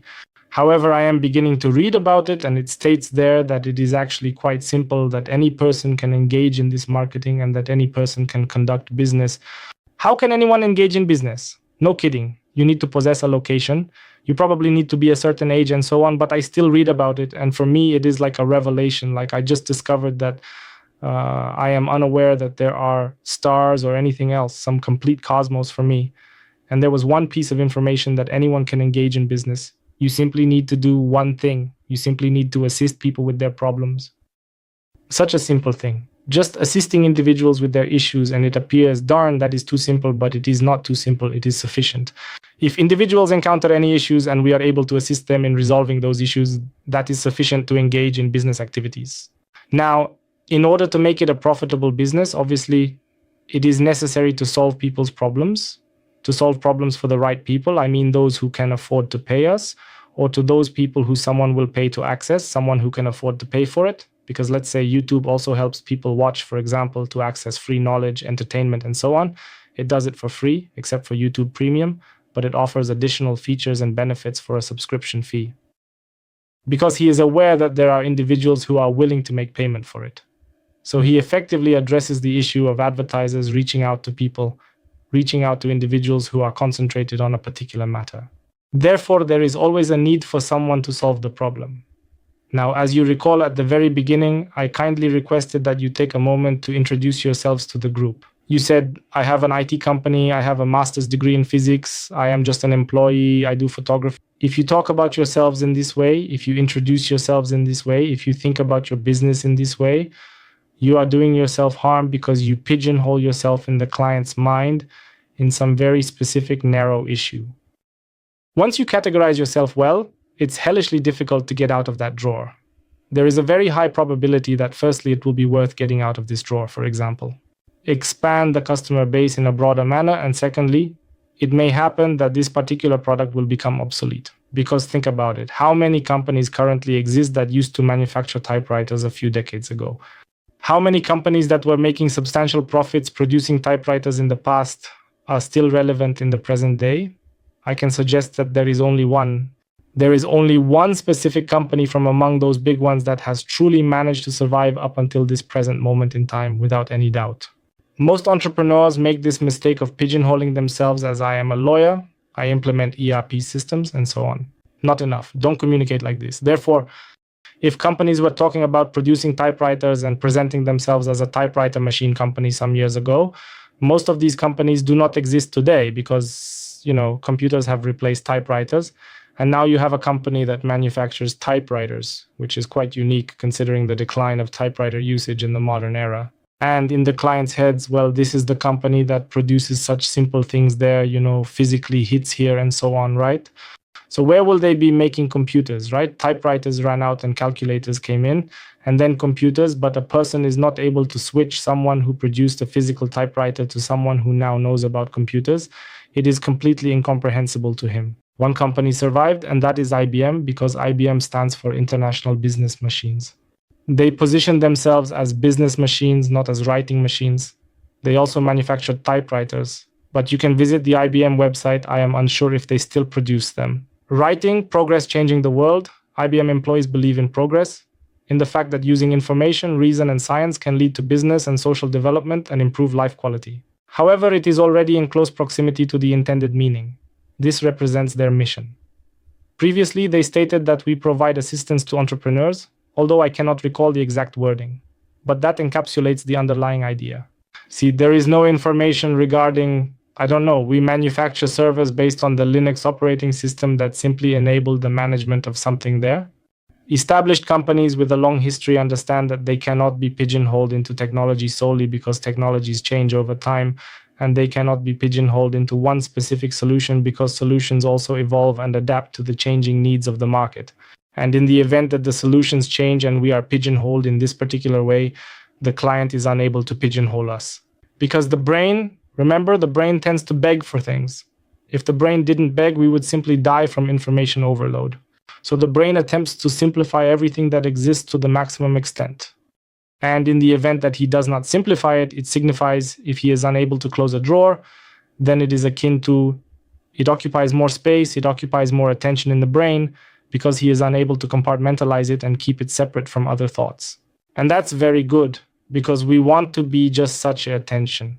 We want to be so that the client, we don't want to be pigeonholed. We just want to be spread out in the client's mind in some area so that when he starts thinking about it, he also thinks about us. That is the reason why when you introduce yourselves at this moment and position yourselves, you will always verbalize that you provide help and support to others in need. You should start with this word, and over time you can try to change it a little, but start with this word because it is important, because if I help, it means that I am solving some problem. No, I do not act merely for the purpose of acting, but in reality there is no assistance that does not resolve the problem. Then it is not assistance, so this compels us to communicate in order to resolve an actual issue, because in the event that we do not find a solution to an authentic problem, individuals will not be inclined to pay us for our services. With whom should we speak to next? In what context or subject matter should our conversation take place? This is how your mission should be constructed. Who do I help with what? I do not know, let us say I teach someone mathematics. That is already better, but it is still not completely good because you could say, for example, that I assist high school graduates in gaining admission to the Polytechnic. This is a significantly enhanced mission because such a mission is primarily aligned with the objective of a specific client. An objective, not a process. Because if we discuss the topic of what, we will come back to the question of whom. But if we discuss what, we do not want to talk about the process. We simply want to focus on the end result. In my opinion, I aid service entrepreneurs who have achieved success in regaining lost time and boosting their income. And that is the ultimate outcome of my assistance. And I would say, I provide assistance to accomplished service entrepreneurs in executing marketing campaigns on Facebook, as it entails a step-by-step process of strategic implementation. They can, of course, think for themselves, and that is my goal at the moment, because I cannot do it, but it is a technological goal. The goal process and technological process. If Facebook stops being important, it will probably stop being important someday, then I have a problem. If I position myself, for example, as a Facebook specialist, I tie a millstone around my neck and it will drag me down someday because I won't be able to break free from it. So when someone says, well, I'm a social media specialist, so it says, okay, well, that's better now because social media is a broader topic, but what does social media specialist mean? You are discussing yourself once more, rather than focusing on the client. If a social media specialist performs a variety of tasks, the client may not consider you if they do not associate a particular activity with social media. It is important to avoid speaking solely about yourself, and instead, emphasize the value you can provide to the client through specific social media activities. We as entrepreneurs are harming ourselves, not me, but many entrepreneurs are harming themselves because they are looking for a word that will describe them very effectively and they start using it. I think it's great because the client understands what we do, and it's not great because the client knows that we do one very specific thing, and we can help him with many other issues, and he won't come to us anymore. I recently acquired a client who wrote to me with a password, Piotr, we need you to, can you recommend someone to us for this, to lead a campaign on YouTube, because we handle it on Facebook, but we also want it on YouTube. And the person who handles it on Facebook no longer has time to handle YouTube. And they made contact with me, not because they were aware of my proficiency in managing YouTube ads, but because they had no knowledge of it at all, as I had not really spoken publicly about it. They only knew that I support entrepreneurs in online business and online sales, and they were aware of that. So, since I do that, they assumed I must have connections to someone who could assist them. And they contacted me, and that's how I gained a client. If I position myself as someone who does, copywriting, they probably wouldn't come to me with this topic. Or there would be a longer way, they would search everywhere else one by one, and only then they would come as if they couldn't find anywhere else. Our objective is for the client not to be able to easily classify us, for the category associated with us to be broad enough for us to, as I mentioned, dissolve in part of their consciousness, and on the other hand, be narrow enough to still be specific. Because if I were to state that I help entrepreneurs lead a better life, it would not capture the complexity and depth of the transformative experiences we aim to provide. So this is also it. This is also a sensible strategy. And for example, I could say, Tony Robbins. So on a certain scale, it is how you come out on a certain large scale. So then you can already say to yourself in this way, just like IBM says very generally, because with its scale, it is able to handle a lot of different clients. And it just pays off for him if you have a business built like that. When I started my business, I simply helped people with internet marketing or business in general, because when you start a business online, it was fantastic overall. As a consequence, I acquired a great deal, but it is pleasant to have all of the small clients. The size of my business was significantly smaller than its current size. This was because I was too general in my approach, which caused the client, who had specific needs and was highly focused, to not perceive me as someone capable of providing the solutions they were seeking. Moreover, until I implemented payment for my knowledge, among my readers, for example, there were people who really managed large businesses, because at that time there was not much alternative practical knowledge, or there was very little of it. But only when I implemented the money, they started to speak. And now I started to listen more carefully, because we started to test what you are saying, right? Only when I got serious from their perspective, only then did they start thinking about me rationally. So if you are discussing what, you cannot articulate it to. First and foremost, it cannot be technology, because technology is just a tool. And once more, I'll provide an example. Although someone may resist and question why it is the way it is, and not any other way, but it illustrates it well. See, which were the most influential companies or corporations at the outset of the 19th century, at the outset of the 20th century, not the 19th century, but the 20th century instead. Initially, it was the steel and mining sector, but the steel industry held significant influence because of its close ties to the railway sector, which was experiencing rapid expansion due to the construction of new railway connections. One of the larger companies were railway companies. And now we have a railway company that probably has the best employees, possesses a very large capital, and has established procedures for selling tickets, transporting people, transporting goods, finding lost items, and so on and so forth and so on and so forth.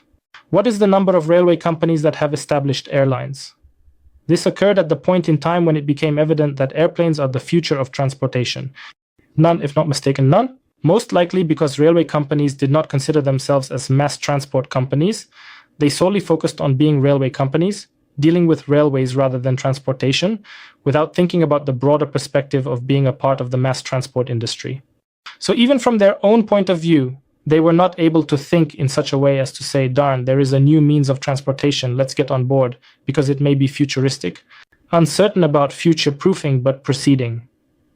Customer's perspective, hypothetical Amtrak representative, uncertain if present, but assuming so due to significance of railway companies and potential profitability of transporting goods.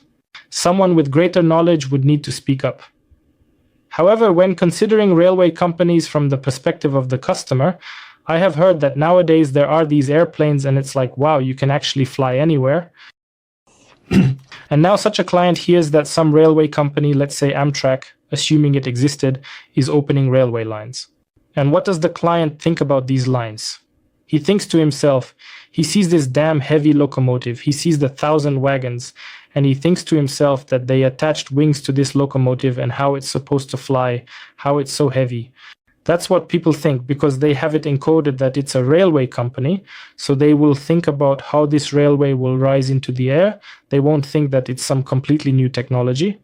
And now an alternative example of a company that had the foresight is Apple, which was initially named Apple Computer, but later rebranded to simply Apple.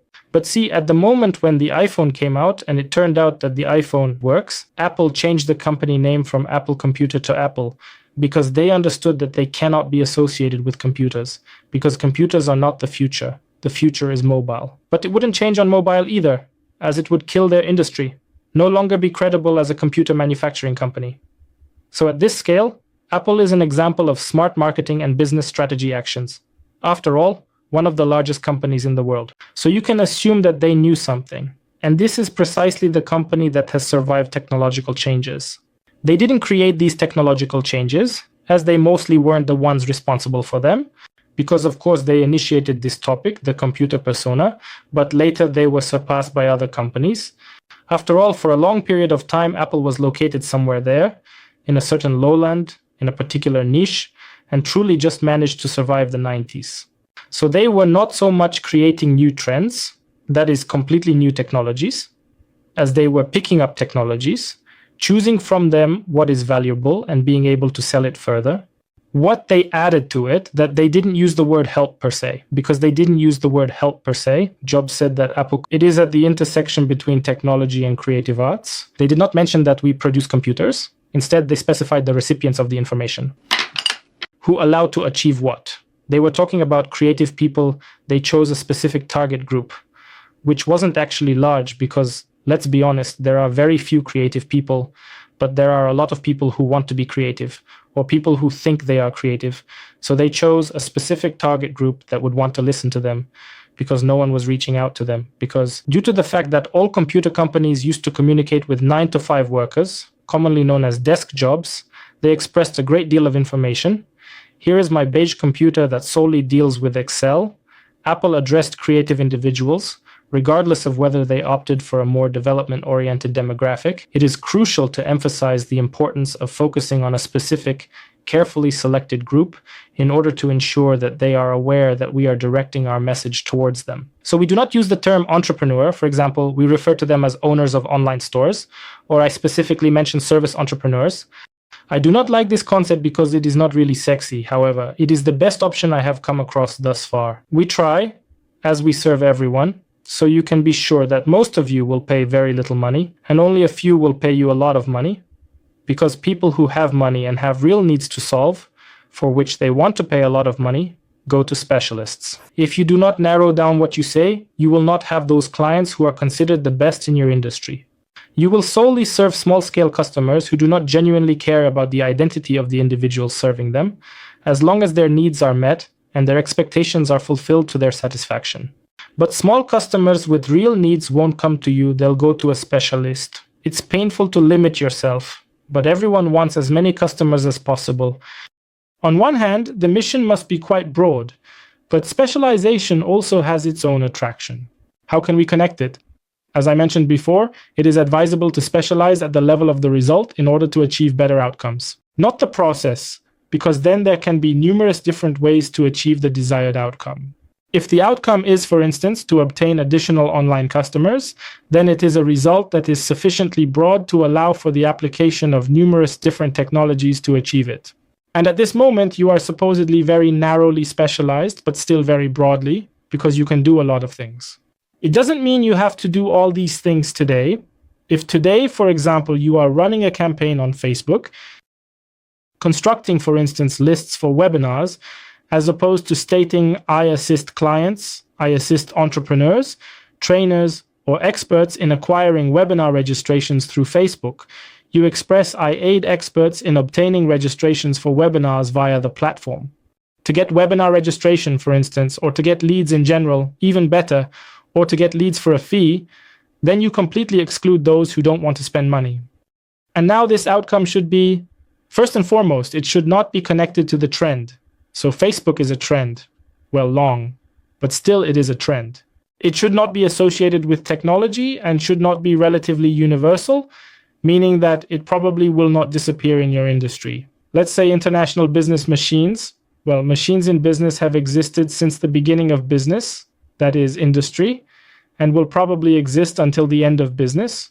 So this is positioning that is durable, despite the fact that what is a machine in business changes. There were typewriters, large mainframes, PCs, and now cloud services.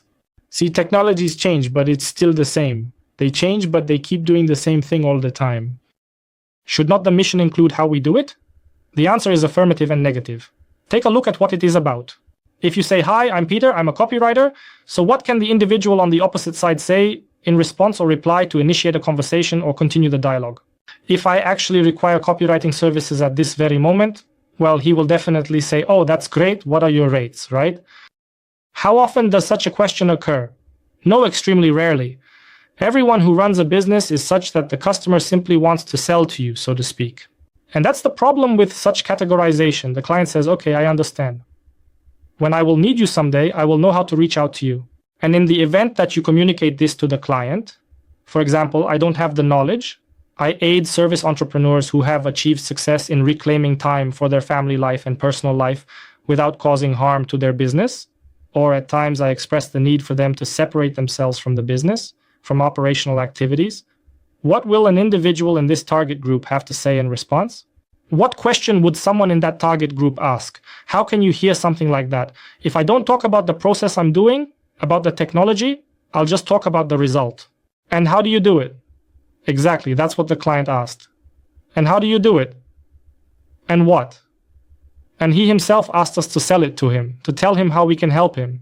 That's the clue. The way I help people with what I teach has been going on for many years. Since around 2013 or earlier, definitely before Make the Change existed. You have definitely been teaching since 2013. Even before there was Make the Change. It really makes a big difference in communication. Because customers simply want to know, if this result reaches them, they will want to know how you can help them achieve this result. And they will inquire, similar to a client who inquired of me if I could assist him in locating someone there to manage advertising. He knew what I do, and he knew that I am not pigeonholed into one simple thing. And he knew that and on top of that, at the moment when I told him that I'm doing it and that I can handle it, he said, "Oh, cool, I didn't know you were doing that, but it's fine." And there was no such thing, "No, but wait, you're into copywriting, where are you now involved in advertising?" No, I had such a broad presence in his consciousness. I was positioned so widely that he had no problem at all with, in order to somehow internalize the fact that I can take care of it, we needed one meeting where I bombarded him with very specific questions about his business. Questions to which he partially didn't know the answers. So I had to work them out.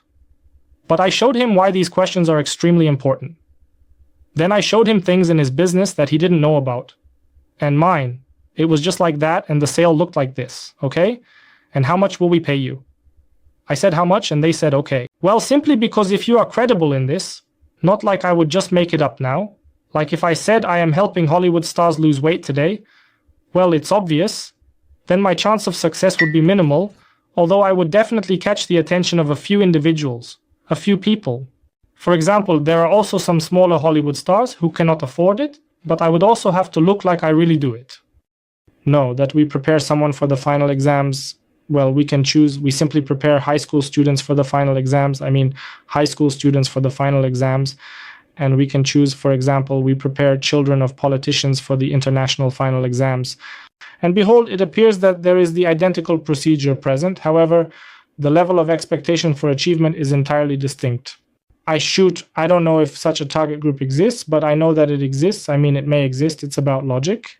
For instance, I have a client who assists children in gaining admission to American universities. He doesn't express it in those exact words, but he does implement it in his practice. And now the process of getting into an American university and securing a scholarship is quite lengthy. It involves starting to build a strong CV from a young age, with the aim of showcasing impressive achievements that can help gain admission to prestigious institutions like Harvard or Stanford, along with the possibility of receiving additional financial aid. However, even with these accomplishments, the cost of attending such universities remains high. And this is an extremely specialized service, but individuals are willing to pay a substantial amount of money for this service because individuals who are capable of sending their children to Harvard are aware that it costs several hundred thousand zlotys from the perspective of a pole, just for them to reside there and so forth. In connection with this, they are able to pay a lot for it, and someone like that probably earns more than if they were just teaching children some simple things. There is a concept that I developed to provide an explanation, known as the client awareness scale, which helps gauge the level of client understanding. In order for you to comprehend why you are unable to, when you express to someone, you are unable to articulate in overly expansive terms, and you are unable to speak in overly general terms because it just will not be effective for you. So our CAS, Client Awareness Scale, this is customer awareness about the issues you deal with, but also the problems you solve. Our CAS measures the level of understanding that clients have regarding the issues you address and the solutions you provide. And I observed that the majority of entrepreneurs function in a manner, I am unsure if they perceive it as such, I believe it is even subconscious, but the majority of entrepreneurs function in a manner that creates an impression of this magnitude. Imagine this, that we have 1 and here we have 10, right? Let's take an example on a scale of 1 to 10. And here we have on a scale of number 1, these are individuals who are not part of the target group. They are outside the group that we are focusing on or trying to reach with our efforts and initiatives. So they know something there concerning your business, though in reality their knowledge is limited. Later on, you have a total of 5. And here you come across a client who is a typical representation of your clientele. Later, you will have a meeting scheduled from 6 to 9 o'clock in the evening, and there is a highly valuable client present at this location. And 10 is the perfect client. And I am almost willing to bet that if you have communication designed for the market, you communicate in such a way that you have come up with the idea that if you speak like this, that is, you speak from the perspective of a typical customer, addressing both simple and advanced problems. And actually, most people here only speak in that range without venturing beyond it, and they rarely deviate from this established communication style. You originated the idea that this is the method through which you will transition customers from typical to ideal ones. The majority of them will, of course, be from typical to good, and you will also have an ideal set of clients. This is such an approach, like for example, we have freeware. Such a freemium strategy that we give something for free because we want to attract users and then offer premium features for a price. I did it that way too, so I know it doesn't work. I am aware that it does not function as effectively as it has the potential to function very effectively. Therefore, we develop a complementary product and state that we understand that individuals who truly require it can pay for this product. But we convey this product to everyone, such as Freebot, so that anyone can create a mailing list. Based on the premise that all of them will promote it and the top ones will take note of it and begin utilizing it, they will transform into our ideal customers. And now this strategy is functioning to some extent, that is, it is among the ideal customers, if we have an ideal customer group, it is a group of customers, a tiny little penis, who are interested in absolutely everything without exception or limitation. There are always individuals like that. For instance, I am such an individual who enjoys acquiring knowledge about everything. How to create a strategy in HTML, the entire spectrum of knowledge in a given business. There is a very narrow group of people who think this way, and this group of people will actually come to you here at the very bottom of the problem, solving some kind of trivial problem that they shouldn't even be dealing with because they earn too much money to deal with it. They should delegate it and they will grow into perfect customers for you. And you will think that you have a great strategy because you say that marketing doesn't cost you anything. Because giving away free things to a wide group of people is very easy. Yes, speaking in very general terms, for example, to a very broad target group is very easy. For example, talking about making money, then you will have a lot of people. Yes, beautifully, nicely. You teach me how to make money. Great, I won't pay you a penny in my life, but I really like it. And we feel, wow, we have a large reach. This business is working great. We are extra brilliant, right? The problem is that in reality, you are collecting scraps from the market. These are leftovers from the market because firstly, you mainly have customers who are weak, meaning those who are not able to spend money on you because it is not critical for them, or they are just at the beginning of their journey, weak from a business point of view. I do not speak, I do not judge a person, I simply judge their relationship to your business, correct? So you have a lot of these people, they applaud you and say great, and you just have thousands of people in your videos and so on and in webinars. You have a few reasonable clients, but you have far fewer of them than you could have. You also have a handful of these super clients. and you think that it's just a business, that I'm such a strategist, that I simply acquired a lot of good clients for free without any effort or cost on my part. However, that is merely an illusion, because in actuality it does not resemble that when we examine it more closely. Indeed, this particular scale of customer awareness, where we engage in conversations about the awareness of understanding the problem, looks and feels a bit different compared to other situations we encounter. 0 are people outside the group, so individuals who do not buy. They possess such a minimal understanding of the problem that practically from a business perspective, they have 0 comprehension of the problem. So those individuals who truly desire to but ultimately accomplish nothing, they can possess a high level of education in this particular field regarding the work you do, but they lack. Do you recall what I mentioned at the outset? Regarding this, an individual is sliding on the edges of this line, specifically on the edges of the shore area where the land meets the water. I believe they possess abundant knowledge. They have the potential to be exceptional. They are well dressed, however, due to their inaction, they truly lack understanding of the problem in its entirety.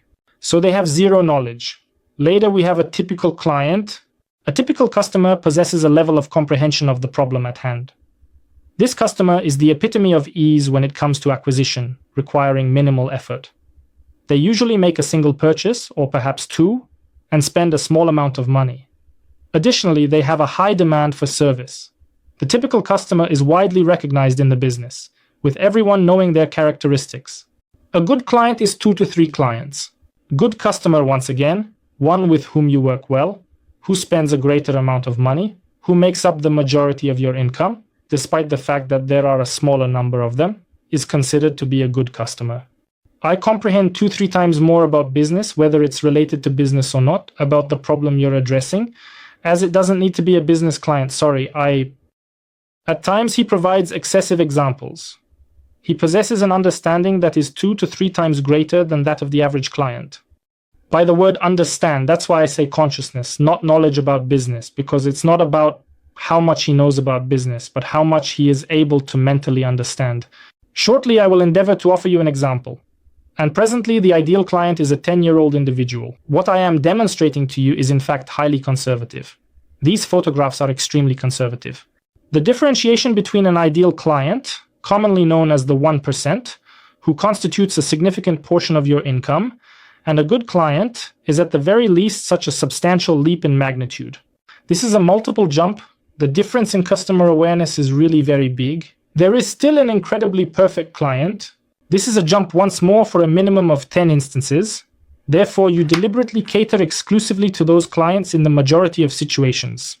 Most businesses consciously serve only those customers. You occasionally have them and you derive satisfaction from them, but you have no control over them and you believe they cannot be obtained because they need to expand, and these appear entirely unattainable to you. At this moment, as you examine this scale from this perspective, you will come to understand that when speaking in overly general terms, and even when mentioning individuals who fall outside of the target group, you are completely unknown to them, as if you were strangers. The things you say are utterly meaningless, and they have absolutely 0 interest in any of it. Your words hold no value or significance to them whatsoever. They do not want to be aware of what is happening at this level. They do not even want to be informed about it. Just let someone else handle it for them. They earn too much to be interested in it, or they usually earn too much to be interested in it, or they are mentally elsewhere to consider such trivial matters at all. For them, it's like, okay, do it for me, don't tell me, right? This is a way of thinking. When you start talking about it at such a level, you lose them right away, don't you? They claim 2-3 sentences, ignore you completely. Besides, this brief excerpt, as mentioned, shows great interest in everything and occasionally makes appearances. But you also need to comprehend that with this scale, it also indicates that the financial impact, that is the amount of money they can generate, is significant, the amount of money they can generate is substantial, and the amount of money they can generate is substantial as well. If you're talking about those, you're really limiting yourself. And now, if you are a bear, now here is a very important note, if you have chosen a bear strategy, that is a large scalable business, you are able to function here, or in this location, you most likely won't be able to touch these clients at all, because they require too much service. And most businesses are designed in a way that they can't handle these clients, or they have separate departments to handle these clients specifically. And then Businesses of this kind, commonly referred to as bears, they simply go on turbo scale, they acquire everyone from the market. So in the industry, let's say my business industry, there are all the experts of making money who conduct large-scale trainings. On the basis that everyone is able to earn money, everyone is able to do business and become a millionaire. And I will demonstrate how to create a business in a month that will earn you a substantial amount of money. It only makes sense when implemented on a large scale. Regardless of whether it's moral or immoral, it doesn't matter. On a large scale, we can actually move here. Presently, while working on a small scale, if your goal is to embody that squirrel, it is crucial to contemplate how to effectively engage with such clients and tailor your approach accordingly. That's why, when you start working with these clients and start bringing them results, they will simply throw it at you through windows, doors, and windows. If you find out that the so-called example, the so-called star coach, what a star coach is, do you possess a password? The celebrity trainer published a training session on the topic of how to shed pounds. So people buy it, because if celebrities buy it, then they will buy it too. This is how the business is built. A center something where they simply took Hemsworth into partnership and film it with Hemsworth's face. They filmed this whole like a training program that it is Hemsworth's training program, despite the fact that it is like recorded by someone else. Because people simply want what the best have. But someone there thought very wisely, and I don't know if they just paid him money or took him into partnership or just worked with him. I don't remember what the story is there. But if someone worked with him, gave him the effect, and only then boasted about it from below. That's why it's worth narrowing down if you want to be that squirrel. Now, I deliberately chose such a super uninspiring animal because, in my opinion, this decision needs to be made very consciously. That you want to build a profitable business that allows you to live normally and with the awareness that it's not as super sexy as doing a startup. When I say the question is whether you want a business that is super sexy and everyone applauds you, or one that is very profitable and does not destroy or destabilize your life, family. Because believe me, these little squirrels can generate so much money that most of these startups don't even come close to touching that kind of money at all. It's only these squirrels that think very sensibly about their business and their ability to generate wealth. That is the reason why when we say I assist someone with something, it is to that specific someone.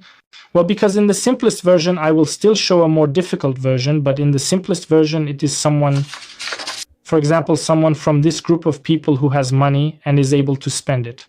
I am expressing something similar to that. A client who is extremely ideal thinks in categories that are intimidating, but also captivating for the ideal client. They are the embodiment of a desirable client and are like something out of science fiction for the client. Such a typical client. What scares and fascinates is that for this to pass here, it must overcome this fear and it can be carried through it. This is both scary and fascinating because it requires facing and conquering fear to achieve success. It is a dream of this and completely science fiction for that. For instance, one of the characteristics of super ideal clients is that you have to consider what common denominators super ideal clients have. An example can illustrate this concept effectively. If we target them, because we can also target ideal clients, especially if we're starting a business or want to expand. It depends on whether we want a small group of highly successful clients, a larger group of successful clients, or a large group of underperforming clients. One of the traits of my ideal clients is that they invest in advertising and spend a significant amount on advertising. And now, a daily convo with such a client is about how many thousands we'll spend on advertising now, e.g., how many thousands we'll spend on advertising daily, or how many tens of thousands we'll spend on advertising monthly in a given month. This is akin to everyday life with super ideal clients, what utterly terrifies perfect clients and fills them with absolute dread. The difference between these and those, one of many differences, but one of the differences is that these do not spend money on advertising, and those spend money on advertising. That does not imply they earn more than others. It does not always indicate that in every situation or scenario. This indicates that they possess significantly greater growth potential than those. That is because if you solely focus on organic traffic, your growth potential is considerably smaller, assuming that you don't invest in organic traffic, because if you spend a lot of money on organic traffic, then of course you will also think differently, right?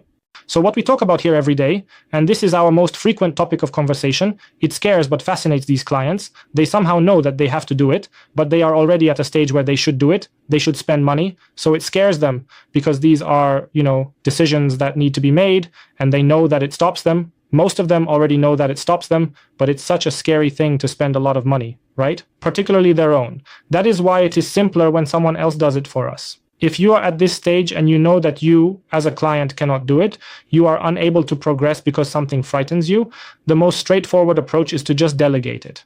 Not even to order someone to do it, but to have someone develop and work out a model of operation that you can then take over.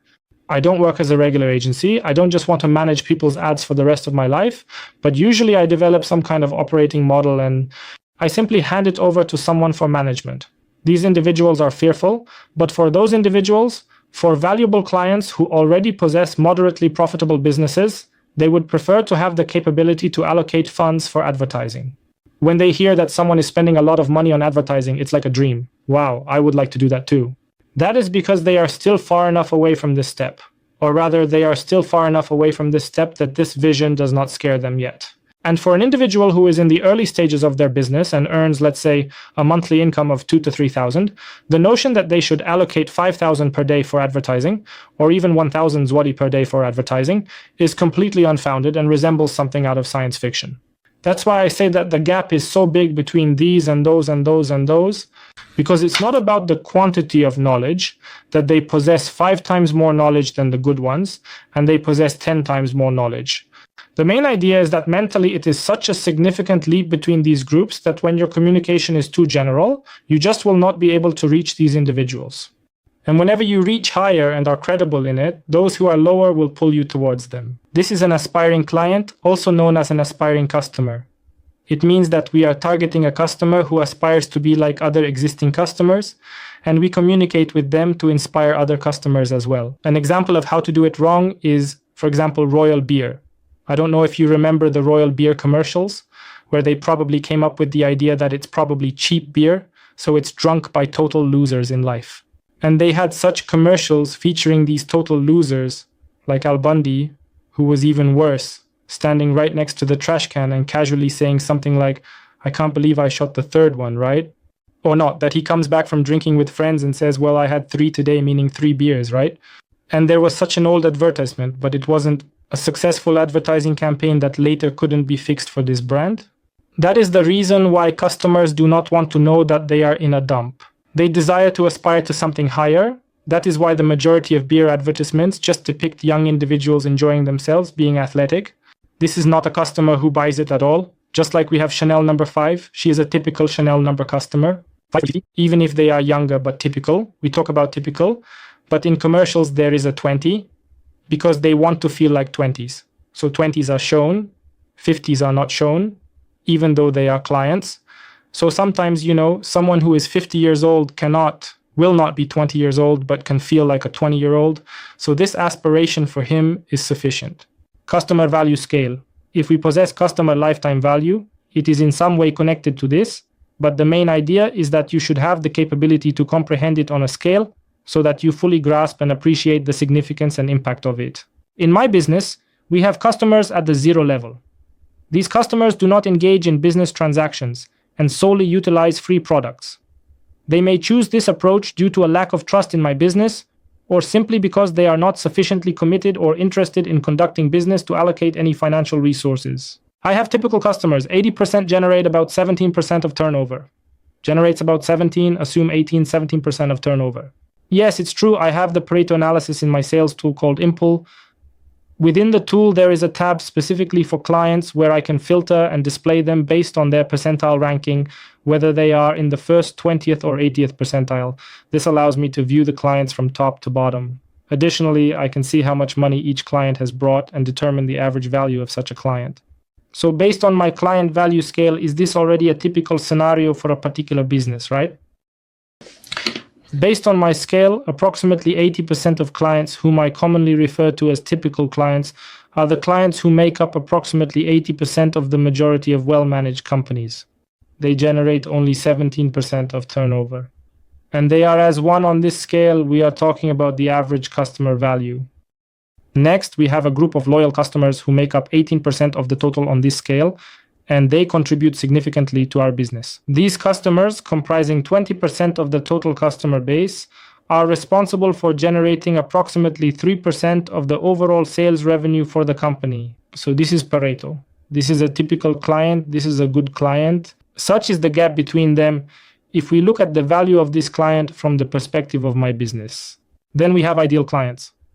This is the type of client you generally don't start working with initially. However, he reveals himself to you, and it is frequently an error that you do not approach him. The perfect customer on my scale is 100, according to my assessment. In fact, this abyss should be larger, but we cannot fit it on paper. 1% of customers. Quantitatively, here we have the sum of this. These 1% of customers in my business have created the total sum of this. And specifically, these 1% of clients in my business were responsible for generating a substantial 40% of the overall revenue, making them a crucial and valuable segment of our customer base. 40% of the total sales are generated by 1% of the customers, specifically the ideal customers. For me, the ideal customer percentage is also 1%, although it may change in the future if I decide to target different, more valuable companies that align with my business. When discussing this, it is important to keep in mind that it can create the impression that customers are being treated as mere statistics or numbers, rather than individuals with unique needs and preferences. In terms of pure numbers, I refrain from using the term customer or buyer. Instead, I exclusively refer to them as clients, as a client implies a person who deserves and receives attentive care and support. The term client comes from here. It means someone you take care of. That's why I always use client, never customer or buyer, because for me, someone who buys from me is a client, someone I want to work with for a long time. The analysis reveals that merely 1% of customers were responsible for a significant 40% of total sales. It is important to note that these findings are based on data collected over a span of 18 years, indicating that they are not solely derived from the results of a single marketing campaign. 1 out of every 1,000 customers, these are my super ideal customers. They have a value that is 1,000 times greater than that of a typical customer, 1,000 times greater in my line of work. As a result, the customer who is extremely perfect brings in 1,000 times more money compared to the customer who is considered typical in nature. And they were responsible for generating 23% of the total sales volume, contributing significantly to the overall revenue.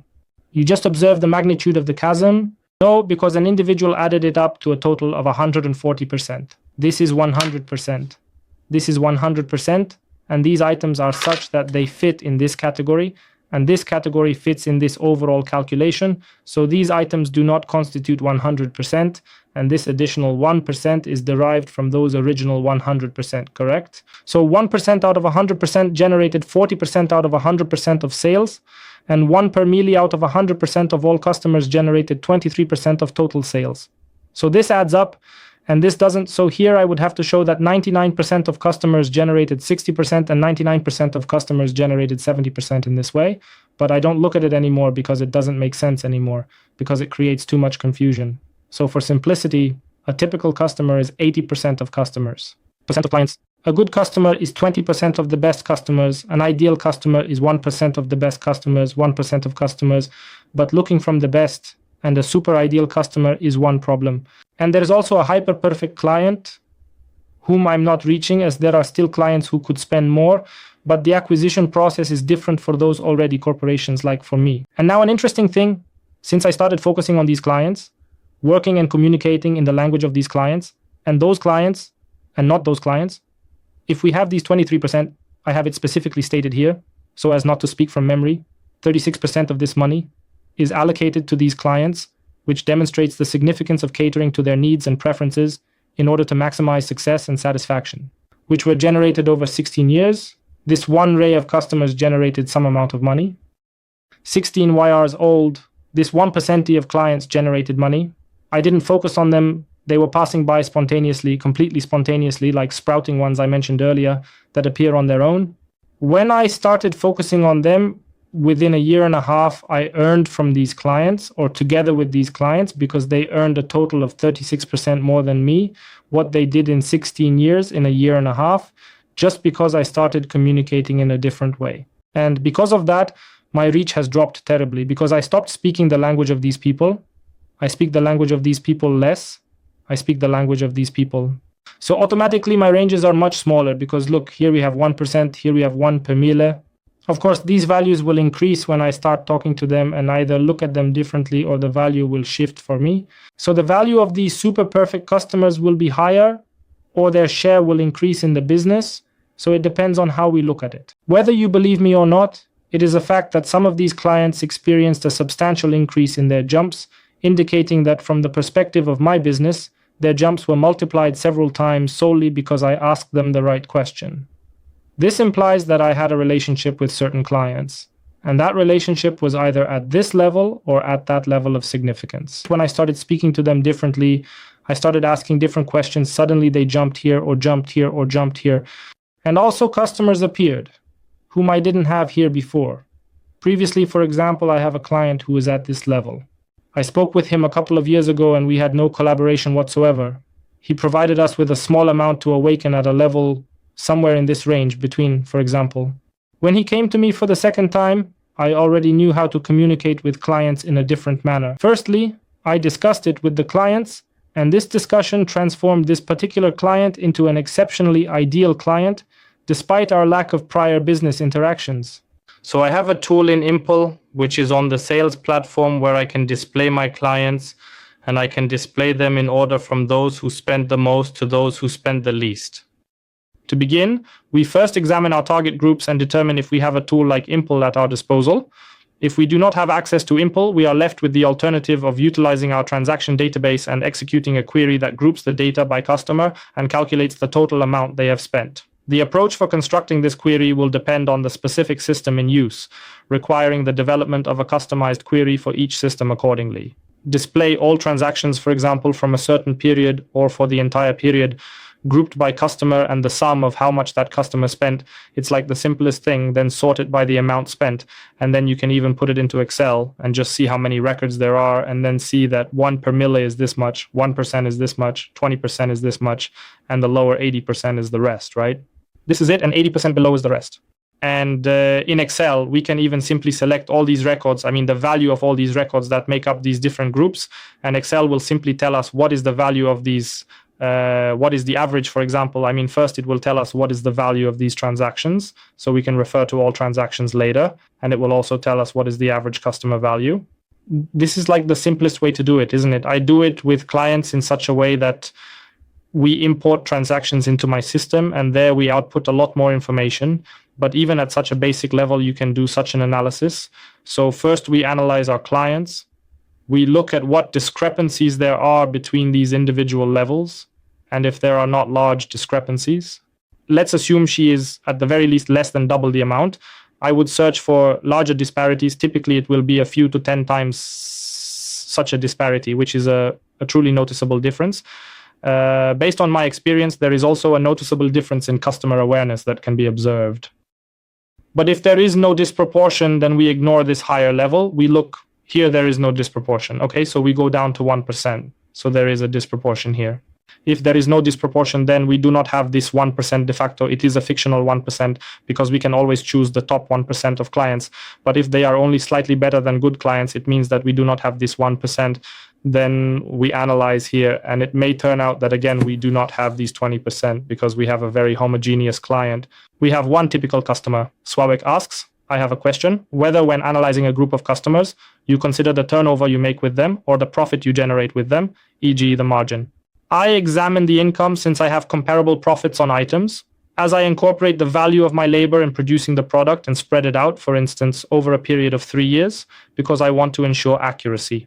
If we talk about, for example, online courses, well, at this moment, the profitability is not 100%. It's 100% in terms of accounting, because I don't include my work as a cost to the company, but realistically, it's not 100% because my work has a cost. If you start pricing your work, then you will see what the real profitability is. So ideally, you should look at the profit. But even considering turnover, in the case that we possess a relatively uniform business profitability, or we have the option to examine average business profitability, then we can easily analyze turnover, particularly at higher levels, since occasionally at lower levels we will not generate any profit. We wonder who these customers are and how they think. It is easiest to begin by identifying who they are, but it will not always be feasible to ascertain who they are. At this level, there is no rule that I can describe them demographically. It is more about mentality, and it is not even stated that there is one more thing I will mention. Among 1% of my clients, there are clients who are at this level. It is important to note that the characteristics of these clients extend beyond mere demographics. So, in the best clients, I also have clients who are at this level. So they are not at the level of spending money on advertising. They simply have a very profitable business, and they have other characteristics that make them think in this category. But at the moment, I know that if they start spending money on advertising, then working with them will speed up significantly, for example. At this very moment, taking into account the fact that we currently have these points at our disposal, I would like to kindly request that you take the time to put in writing your mission, exactly as you have it in its present form at this point in time. She can be even strict, and that you would write this mission in such a way. So let's write a formula of how it should look. That is how you are currently doing it, because it is known that currently you offer some product, and at the end write in parentheses, which is the range of your customers. For example, whether it is 80%, whether it is 20%, whether it is 1%. At this present moment, where would you like to direct your focus and attention? Please let me know your area of interest. This does not mean who you serve. I'm just asking who you want to reach with your marketing message, with your sales. This is one thing you will acquire and another thing you want to focus on. What is the key to overcoming complex barriers with customers? The key is to communicate in a language that feels natural to these clients, but may seem unfamiliar and occasionally off-putting to clients who are not part of this target group. So even if you have software, let's say you have a software as a service, SaaS service, just like I have SaaS services. Even if they are free, you should. But you are not doing a big business on the basis of multi-million, but rather you want a small, nice, profitable SaaS company. Stop communicating with people who do not have money and just start speaking the language of people who have money. Even if you have the free version, those who don't have money must. You want those who use it for free to also be from the high shelf. They just test it for free. You don't require customers who simply have no chance of expanding to that level, because it is merely an expense. And a small company cannot financially support serving customers for years who do not generate any revenue, either directly or indirectly, because you can still select from the advertising options available, have customers. So let's say if we have a service that is somehow powered by advertising, well, sometimes it's already worth it, but it's also worth it on a very large scale. Due to this reason, I am returning to this, as it holds immense significance and is of utmost importance in every conceivable manner. This seems like such a trivial thing, just like that. How do you introduce yourself? How do you introduce yourself to the market? How do you communicate to the market? However, this is truly super important. Even if you merely halted at this and perfected it, I can assure you that your business will appear much more favorable, for instance, in a year. It doesn't work right away because none of these techniques that I show are like that. That they change the business immediately because firstly, businesses usually do not transform in one day. It sometimes takes months of work, but I believe in changes that are lasting and truly constructive, as if they elevate the customer or business higher, and not based on one-time strategies that can be used only once. That doesn't make sense in my opinion. So, to summarize what we talked about today, do you have a vision of life? Within this vision of life, you have a mission, which is helping someone in something, and in this mission, we will build our business. Here, we will build our business model, what we will be talking about for the next 2 days, specifically business strategies that allow this mission to be actually accomplished. And I especially drew it in such a way that you are aware that you can have more than one mission. If you have, for instance, if you have completely different target groups and run a small business independently, you are probably making a big mistake that could have detrimental consequences for your overall success and growth in the long run. Because offering practically good service for 2 different target groups by small companies is practically impossible to achieve in most cases. However, let's assume you have 2 distinct target groups that think differently, but are provided with the same service. So we possess a single product. However, we possess 2 distinct target audiences. Well, in that case, it is advantageous to possess 2 brands, or at the very least, 2 distinct missions. Because communication is important, not the product. For example, most entrepreneurs believe that if they have 2 products, they should have 2 brands because there is product A and product B, and brands are branching out according to the product. This is an error. You should brand when you brand. It should be for the sake of the customer, not for the sake of the product. The client is due to the need for communication. We do not desire to sell 10 brands. Our goal is to sell the minimum number of brands to a specific target group in order to generate interest in purchasing products within that particular brand. For instance, how Apple enthusiasts purchase all products that originate from Apple due to their unwavering loyalty to the brand. And they know that this brand is consistent with my approach to life, so it will be consistent with me. Our mission drives us. It's the purpose and goal that guides our actions. Our business model is the strategy we use to achieve our mission and create value. Mission. Business model. And it is all based on the mission. So the mission is, in a sense, we can imagine it as if it raises us up.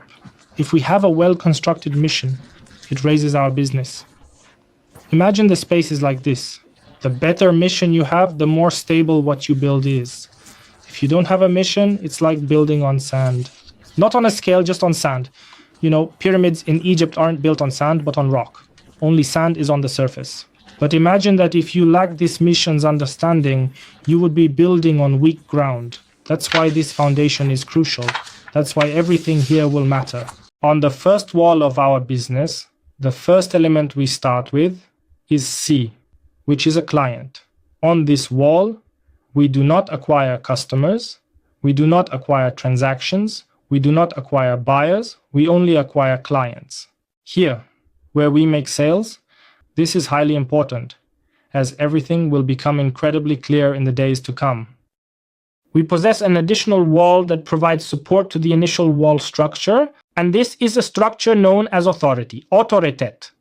We enhance our customer acquisition through authority, which indicates that the marketing we carry out is not meant to generate attention, but rather to establish authority and credibility in our industry, positioning ourselves as trusted experts. If we look at it in 3 dimensions, we acquire clients at this location, we have authority and control at this location to make decisions and take action. One supports the other. We are capable of constructing a business exclusively through sales, but it is not a favorable approach. If we are building authority, we need to build authority, not attention, because if we want to acquire customers with whom we will work for years, then we need authority among these customers, not getting their attention. Attention doesn't acquire customers. Detail attracts transactions. Therefore, for instance, by employing such flashy marketing strategies that catch attention and make people happy to buy, you can sell a large number of products and gain numerous one-time transactions and customers. Working exclusively on such marketing approaches, you can acquire a lot of one-time customers and achieve success in selling a wide range of products. I don't know, because it seemed like there was a great promotion and so on. They buy, but there is no relation to it. And now in big businesses, the best example is Apple, again, which always cared a lot about building relationships through the ecosystem. So they closed the customer in the ecosystem and told him, as Apple's message was, we know about it, we can optimize it well, you get a closed package, computer, software, and all is packed, trust us. Thanks to that, you'll be happier. And it worked really well. They did not sell it, essentially. Here we have a more affordable computer. Apple has never sold like this. And that's how everyone else in the industry sells. And that's why Apple takes almost all the profits from the industry, from the industries they are in, because they build this relationship ecosystem. The ecosystem is created because the customer trusts you. And for example, a typical Apple customer, when considering buying a full computer or phone, doesn't hesitate. What phone or what computer will I buy? I'm just wondering which Apple phone or which Apple phone I will buy. That's what a typical customer thinks because they trust that in this ecosystem they will be safe, taken care of, or simply have their needs met. We build authority. At that point, we start to generate profits instead of taking breaks, which allows us to maintain a steady income. What many businesses that won't survive for long do is that once they acquire a transaction, which is their customer, here is the acquisition of this customer. It's like the whole process of acquisition. And here they acquire the customer. They stop at this stage and go for the next one, right? And they return and come across the same queue once again. So they appreciate a break. This is a monumental mistake, a grave error. Here, profits are generated. After the initial transaction, the primary focus should be on generating profits for maximum profitability. I've already shown you what it looks like in my business. In my business, most income comes from returning customers. In my business, returning customers generated 66% of sales, while new customers generated 33% of sales. They achieved 33% sales. 32% quantitatively generated 66% of the total turnover, while 68% generated 33% of the total turnover in terms of quantity. Now, we have to take into account that I have been working in this way for only 10 years, so actively, and before that, it just happened on its own. This implies that such a customer had a value that was more than 6.4 times greater than that of a customer who made a single purchase. See how much money is left on the table when you don't work with returning customers, meaning you don't generate profits. Here is where profits are generated, not here. Customers and profits are generated here. At this moment, we find ourselves with yet another wall, an additional barrier, specifically designated as S, representing separation between two entities or groups. Separation from business. The first step, once we have mastered the sales process and generating profit, because these three walls, it is the sales process and it can be done independently. Yes, it is possible to have a one-person business that manages all aspects. This can be achieved autonomously. A functioning business, but if we desire to possess an exceptionally impressive business, not merely a means of earning a living. As an illustration, my client had it, she had it under control, but she had a significant amount of personal work. So she had, I would like to emphasize, separation, not stress, and not struggle in her life. We are not fatigued. We are simply distancing ourselves from the business, because until you distance yourself from it, you are unable to scale this business. This is point one. The first step is to separate from the business, and how to do it we'll discuss on the final day to make the change. Apart from operations, it doesn't imply fully handing over the business to someone, and it also doesn't imply selling it as there's no need to sell it. The point is not to engage in operational activities that are not crucial for the business, or to only engage in operational activities that you enjoy. Because most entrepreneurs, when they sell their business, typically begin a new one. If you have a passion for your business, there is no reason to sell it. Usually it doesn't make sense to sell it or by force. It's enough to separate yourself from activities you don't like. And that's where you can stop. So here you can have a pleasant and enjoyable experience, perhaps in this manner. At this stage, you can pursue a highly advantageous and financially rewarding self-employment opportunity and earn a substantial income in that way, right?